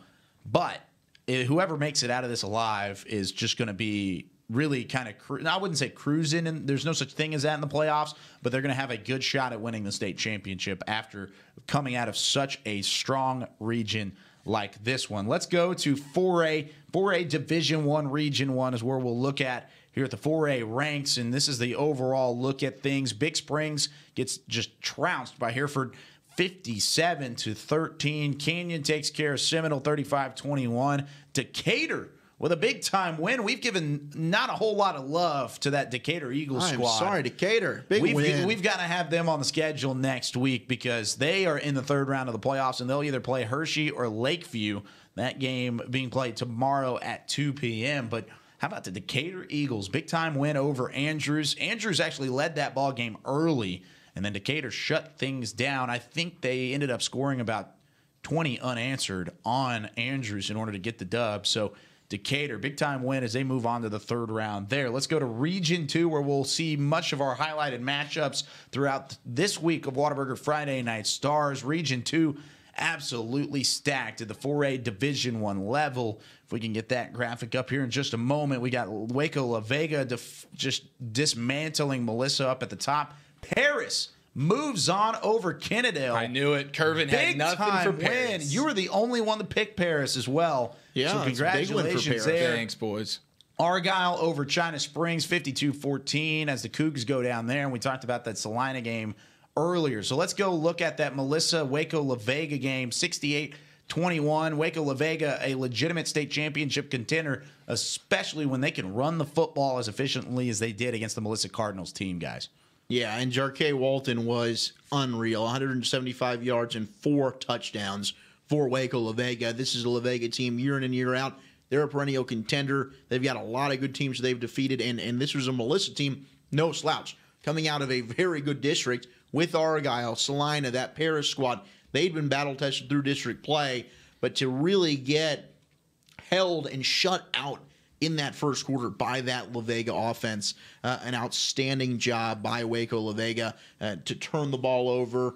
They were shut out in the entire first half. Yes, yeah, I mean, to go into the first half scoreless for that Melissa team that has some weapons in Brandon Lewis and Kennedy Lewis, who finally connected on a pair of second half touchdowns of 54 and 71 yards respectively. But man, they shut down Kennedy Lewis, the TCU commit, in the second half of this. In the first half, he only was able to get involved in the second half. It's too little, too late. Waco La Vega, watch out, boys. This team's legit. Man, they can run the football. I mean, look how many teams we've seen now that are just run-first dominant teams, and Waco La Vega is no different. 548 yards on the ground. When you only need 53 yards to win a game through the air, that's pretty impressive stuff. And they had 195 yards rushing in the first quarter. That is crazy. It's impressive. I mean, that's every play. You're getting gashed yards just off the snap, basically, on the ground. Now you look at Kennedale and Paris. They'll face Paris after they get a big-time win. And you talk about a team that didn't need a whole lot of passing to get the job done. How about looking at that passing stat from the Paris side of things? -4 yards passing. It doesn't matter. 108. 180 yards on the ground, and they get the 35 points. 3 turnovers help that out a lot. Yeah, no doubt. 3 turnovers and 2 of them returned for touchdowns. That's the difference in the football game. Yeah, and I foresaw it. You foresaw the Paris defense, which you didn't even mention in your entire preview. I think I said their defense. I think I was talking about. Oh, you said their defense. Their defense and their turnovers. Anyway, my guy DJ Curvin was held in check, and to that I tip my cap to the Paris defense, because my goodness, to hold DJ Curvin without 85 yards, that is an unbelievable feat. Coming into it, I thought DJ Curvin was going to be the difference maker. This is a really good Kennedale team, and quite frankly, Paris had kind of underwhelmed against the better competition that they'd played all year. This is a big win for them, but I think they're going to get They have a tough draw next week with that Waco La Vega squad, man. Yeah, Waco La Vega and Argyle may be on a collision course. We'll look at that Argyle game. China Spring on the other side of that football game, and it did not go well for the Cougars as China Spring loses this one 52-14. They did put up some yardage against Argyle, which was pretty impressive, but 4 turnovers, a lot of those happening deep into Argyle territory. That was really the difference that kind of helped the Eagles pull away here. Yeah, and this one was 52-0 in the fourth quarter. So you want to look at the yardage total. I think that's probably a little skewed because it is. A couple of touchdowns late, no doubt, by China Springs to go ahead and give them a little bit better looking stats there. But this is an Argyle team. We have mentioned them as far as some of the elite in high school football, and they deserve to be up there with the creme de la creme of the high school football world. Bo Hogaboom, efficient day. 14 of 21, 169 yards, a pair of touchdowns. Tito Bice on the ground provides the balance. 17 carries, 172 yards, 2 touchdowns, and then Dylan Carter. Every single week, he's like the Adam Thielen of Texas high school football. You can bet he's probably going to have close to 100 yards, if not 100, and a touchdown. 96 yards and a touchdown tonight. That tandem of Hogaboom and Carter has not been stopped all year long. When you sprinkle in one of the best offensive lines in the state and Tito Bice, not to mention a defense that shut out a pretty darn good China Springs offense for 3 quarters, Argyle looks like they will not be stopped. Yeah, and they can actually throw the ball, unlike some of these other teams that they're about to play And that's against. a great point because all of a sudden, if they get up by multiple scores, those run teams, granted Waco La Vega, they're racking off huge chunks. When you're playing against an Argyle defense that's pretty darn good and gets completely overlooked because of how explosive that offense is, good luck coming back against a team like that.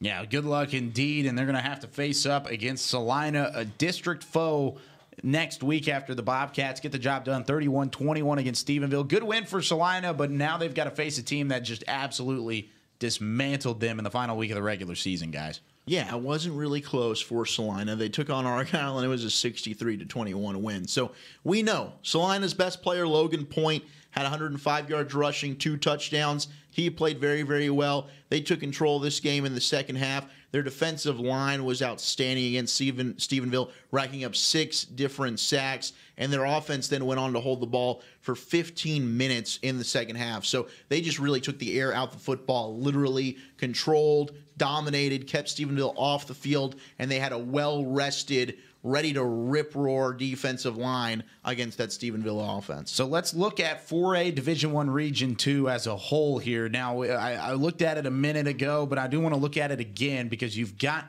Waco La Vega and Paris playing in that matchup, and then you've got Argyle Salina rematch from earlier in the season. So whoever makes it out of this district, like we talked about with really the 5A Division 2 looks in Region 2, this is a district that, or a region, I should say. If you make it out of that, you could win a state championship here, guys. Absolutely. I mean, Argyle's no question the favorite. I would love to see them play against that La Vega team just because I think that's probably in this region, probably the team that can give them most of a tougher game, I would think, more of a competitive game when you think about the rushing attack they bring to the table. So, but Argyle, I mean, more than likely is going to run away with this thing. Yeah. You think the same thing, Zach? Yeah, I mean, I picked Argyle to win the state championship, but I would be very enticed with that La Vega game. And Salina always steps up and plays well in the playoffs. Yeah. I just don't think they have the firepower to compete with an Argyle. Yeah, that's a very good point. Now, with that being said, 4A Division I, we'll go back through this here in just a moment, but with about 15 minutes left here in Friday Night Stars overtime, let's go back up to the top, 6A Division I. We're going to run through some of the brackets as we get set to kind of get ourselves ready for next week, quote-unquote number 14, but it's the regional semifinals next week. Trying to make a championship run. You're looking at me weird. What am I? No, you're fine. What did I keep setting this up? No, you're good. You're good. Don't get worried. Did I say something wrong? No, you did not. You're giving him that look, man. You said things beautifully. I'm excited to go through these brackets. Well, let's look through them. 6A Division I, as we looked at this earlier, but Region 1, of course, Trinity moving on. South Lake Carroll, DeSoto tomorrow at McLean Stadium, or not at McLean Stadium, that one also up here in the Dallas area. Then you've got Odessa Permian losing to Arlington Lamar, and then Duncanville, Louisville. Guys, what stands out of this bracket to you guys? Well, I can't wait for that South Lake Carroll matchup tomorrow. I love the fact that we have all this whole region is basically just filled with our area teams here, so that you get a North Texas feel through and through this region right here. And then also when you look ahead to whoever wins that Louisville and Duncanville game, pairing that up against that Arlington Lamar offense that put up 49 points tonight, seemed to put up almost 50 points with Jack Dawson and company. I mean, they do that almost every week. So when you pair that against a Louisville defense, which is really, really good, or a Duncanville defense that is number one in the area, regardless of classification, that is extremely intriguing when you look ahead to next week. And it's a great contrast in styles. When you look at Duncanville and Louisville, obviously they're great defenses. You said it, whoever moves on to play against Lamar, which has been a great offense throughout the year, one of the area's best. And then for Trinity, a run-heavy team. You know what Trinity is year in and year out, but it always seems to work. The Trojans, if they've got the ability to run their style, they're going to make a deep run. And to play against the winner of that DeSoto South Lake Carroll team, both very balanced offensive attacks, especially South Lake Carroll, and an underrated Carroll defense, that will be an outstanding matchup. And the high-profile teams. I mean, you've got some loaded juggernauts in this region that year in and year out, they're an easy pick to win a state title. And one more thing on Trinity. I mean, we talked about it coming into after this game. Brandon Theus only had a couple of carries in this last game. We're not sure if he's banged up. If they don't have him going into the next round, that's going to be trouble. A.J. Burnett stepped up today and played fantastic, but Theus has been their workhorse all season long. He's been their best back. That's what they do best. And if they don't have Theus against Carroll or DeSoto, you would imagine that's a huge chink in their armor going into that game. Big time. Yeah, it could be a huge chink in the armor. If Trinity's healthy, though, a matchup with either one of those teams could be a very good football game running the football. Imagine T.J. McDaniels versus that Trinity team. That should be a lot of fun. A lot to of watch. yards on the ground, no You're doubt. exactly right. Back and forth. Let's go down to Region 2, Division 1 here in the 6A ranks. Of course, Allen in a shootout against Rockwall earlier, 52-40. We talked about that one in depth.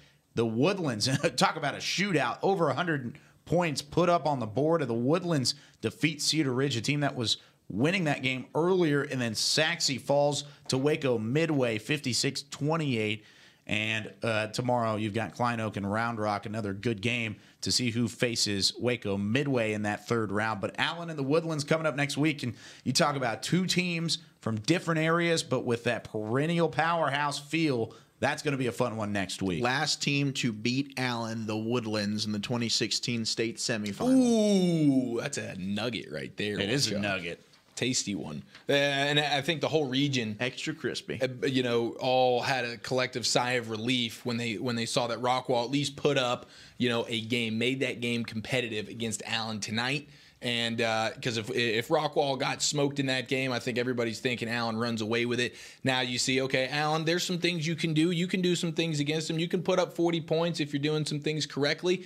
So I think that, a lot of talent across the board here. But yeah, when you look ahead and you see that Allen game with the Woodlands next week, you can't help but get excited. Especially with the Woodlands' ability to also score points. Mm-hmm. I mean, they put up 53 in that win over Cedar Ridge. So that is going to be quite the matchup. And then you look ahead, Waco Midway, big win over a good Saxe defense. Put up 56 points over that Saxe D. Whoever comes out of that Klein Oak Round Rock game, they've got their work cut out for them because Waco Midway, they seem like they're peaking at the right time. Yeah, they really are. And that's a defense that is standing strong. And Saxe put up 28 points against the defense, which honestly I thought might have been a little bit more than I expected, at least in that football game. But the Midway offense was able to hold up their end of the bargain more than I thought they would as well. Now moving on to 6A Division II Region 1. We looked up at the top, previewed that Midland Lee Haltom game. That's tomorrow afternoon. But Hebron moves on to the third round. Tascosa with a huge upset over Arlington, and then another blockbuster of a game tomorrow, Geyer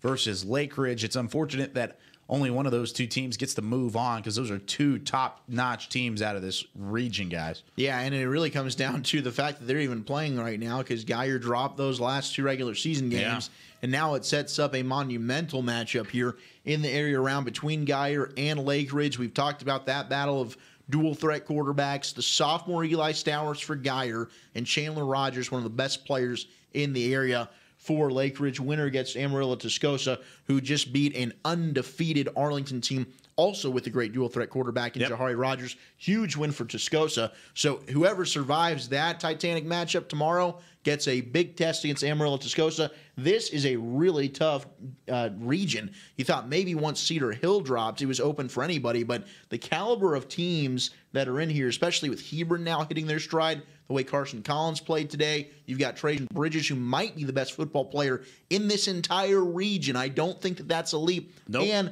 Michael Black and the Cinderella story that is the Halton Buffaloes, if they can advance past the Midland Lee Rebels tomorrow. Man, those would be two massive matchups from the individuals that are on the teams, but also really just the entire firepower that both of those teams have. And of course, we don't know a ton about Amarillo Tascosa. We're going to have to read up on it before next week, see exactly how they were able to defeat Arlington. However, we know they have a little bit of firepower if they are able to take down the Colts as easily as they did, beating them by double digits in that matchup. It's got to be something going right for that Tascosa program. Now let's look at Region 2, Division 2 here at the 6A level. Longview Prosper, we talked about that one in length, but not a whole lot of finals out of this one. A lot of games happening on Saturday. Mesquite Horn, though, man, what a story they've been. We talked about them all year long. 0-7. They make the playoffs, but they don't even just make the playoffs.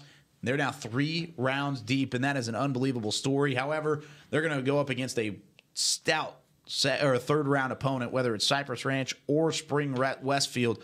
Both of those teams have legitimate firepower, but up at the top, it's Vandergrift, Klein Collins, Prosper, Longview. Those are 2 blockbusters. And, of course, the Prosper Longview game playing just across the way at the Ford Center here. Yeah, and Prosper Longview, I mean, I think a lot of people would look at Longview and say they've got the edge in this region, but a big game tomorrow against Prosper, and whoever comes out of that one, Vandergrift, Klein, Collins. Those are 2 huge teams. I mean, these are really, really good matchups here in this region.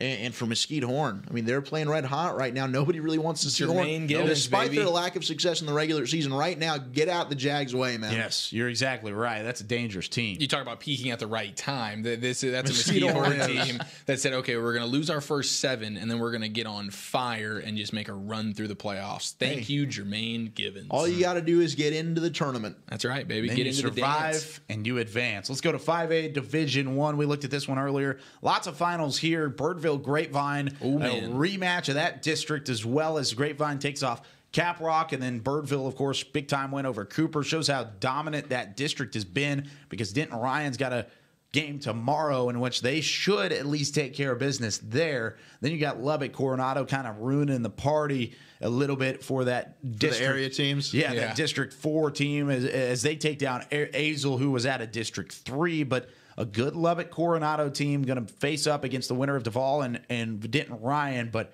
that Birdville Grapevine game is going to be a fun one to watch. Yeah, it was great in the first one, 24-20. Birdville able to narrowly beat Grapevine. 2 really good offenses. Grapevine with Cade Rhodes really getting hot right now, and we talked about Grapevine with Cade Rhodes, and then we talked about Birdville with Stone Earl, Ladarius Mixon, the youngsters leading the charge there. But that Birdville defense seems like they're playing some of the best football they have all year long. Yeah, and it's incredible to see what was going on in that early game. The score to their early game this year between Birdville and Grapevine, only 24-20. You expect that to be more of like one of those 48-44 high-scoring games, but the defense just showed up there. I wonder if that's going to happen again, because both of these offenses are, incredible. Yeah, they're 2 incredible offenses, and the defenses showed out in that first game, but if they can come back here, it definitely makes some things interesting. However, both of these teams are much better than that first meeting whenever they saw each other earlier in the season, and they've been battle-tested since then. Let's go to Region 2 at the Division 1 ranks, and this is probably my favorite region, maybe of the entire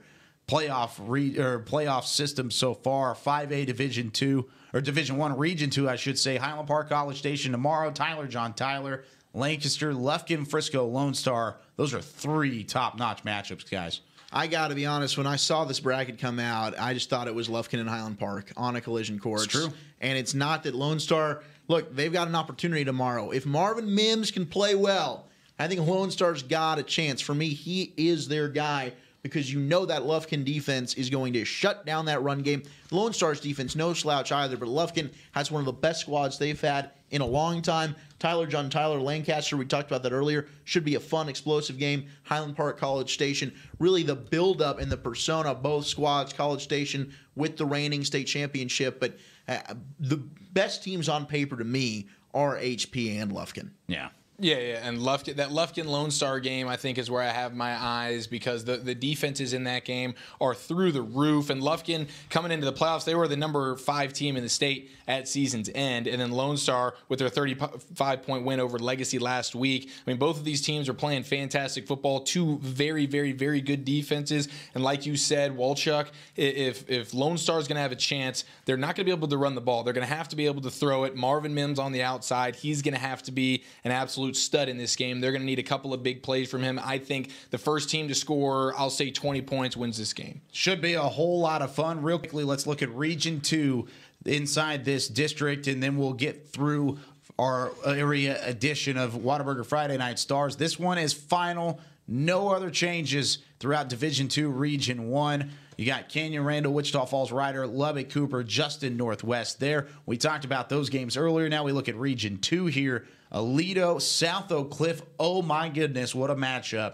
And then you got Reedy, Burles, and Centennial. And I think the consensus was earlier, if you make it out of this region, you got a real good chance to make it. We had the District of Doom in 7-6-8. Could this be the Region of Doom? That could have been the Region of Doom. Now we're looking at Division 1, Region 1, and 4A, and then we're going to switch it back up and look at Region 2 at the 4A ranks as well, as Waco, La Vega, and Paris play each other, and then a rematch of the district out of 7. 4A, Argyle, and Salina. It's been a whole lot of fun throughout the area week of Whataburger Friday Night Stars. Plenty of action around the entire area. Guys, who's your star of the night? Eric, you got him first. Oh, it's an easy one for me. I'm going Jermaine Givens. Mesquite Horn, quarterback, 328 yards through the air, 2 touchdowns, 153 yards and 2 touchdowns on the ground. Mesquite Horn, nobody wants to see these boys. I'm going Carson Collins from Hebron, 6 total touchdowns, 208 on the ground, a pair of passing touchdowns as well. Trajan Bridges. The Hebron Hawks offense is rolling. And as always, my star of the night, the Whataburger Friday Night Stars crew getting the job done as always. Oh, and Heckma Harrison, of course. Heckma Harrison. All his hard work. Always having to. But thanks so much for your help this week, If I also had to do it, I would say probably Coach Jason Todd, who came in and joined us on the show as the Sock Bears. Go Golden Bears. Moving on to the 3rd round. But do want to thank everybody involved here with this Game On Sports production of Whataburger Friday Night Stars. For Fred Garner, for the boy in the studio, Mr. Chris Beam, getting the job done. Zach Shelton, Chance Williams, Ben Bohart coming in and clutch and helping us out this week. Matt Kent for Heckma Harrison, who's glamping out in the woods somewhere in some cabin. For Eric Chiafalo, Zach Wolchuk, I'm Kyle Yeomans. Once again, we're Whataburger Friday Night Stars. We'll see you next week. Hugs and hand pounds, everybody.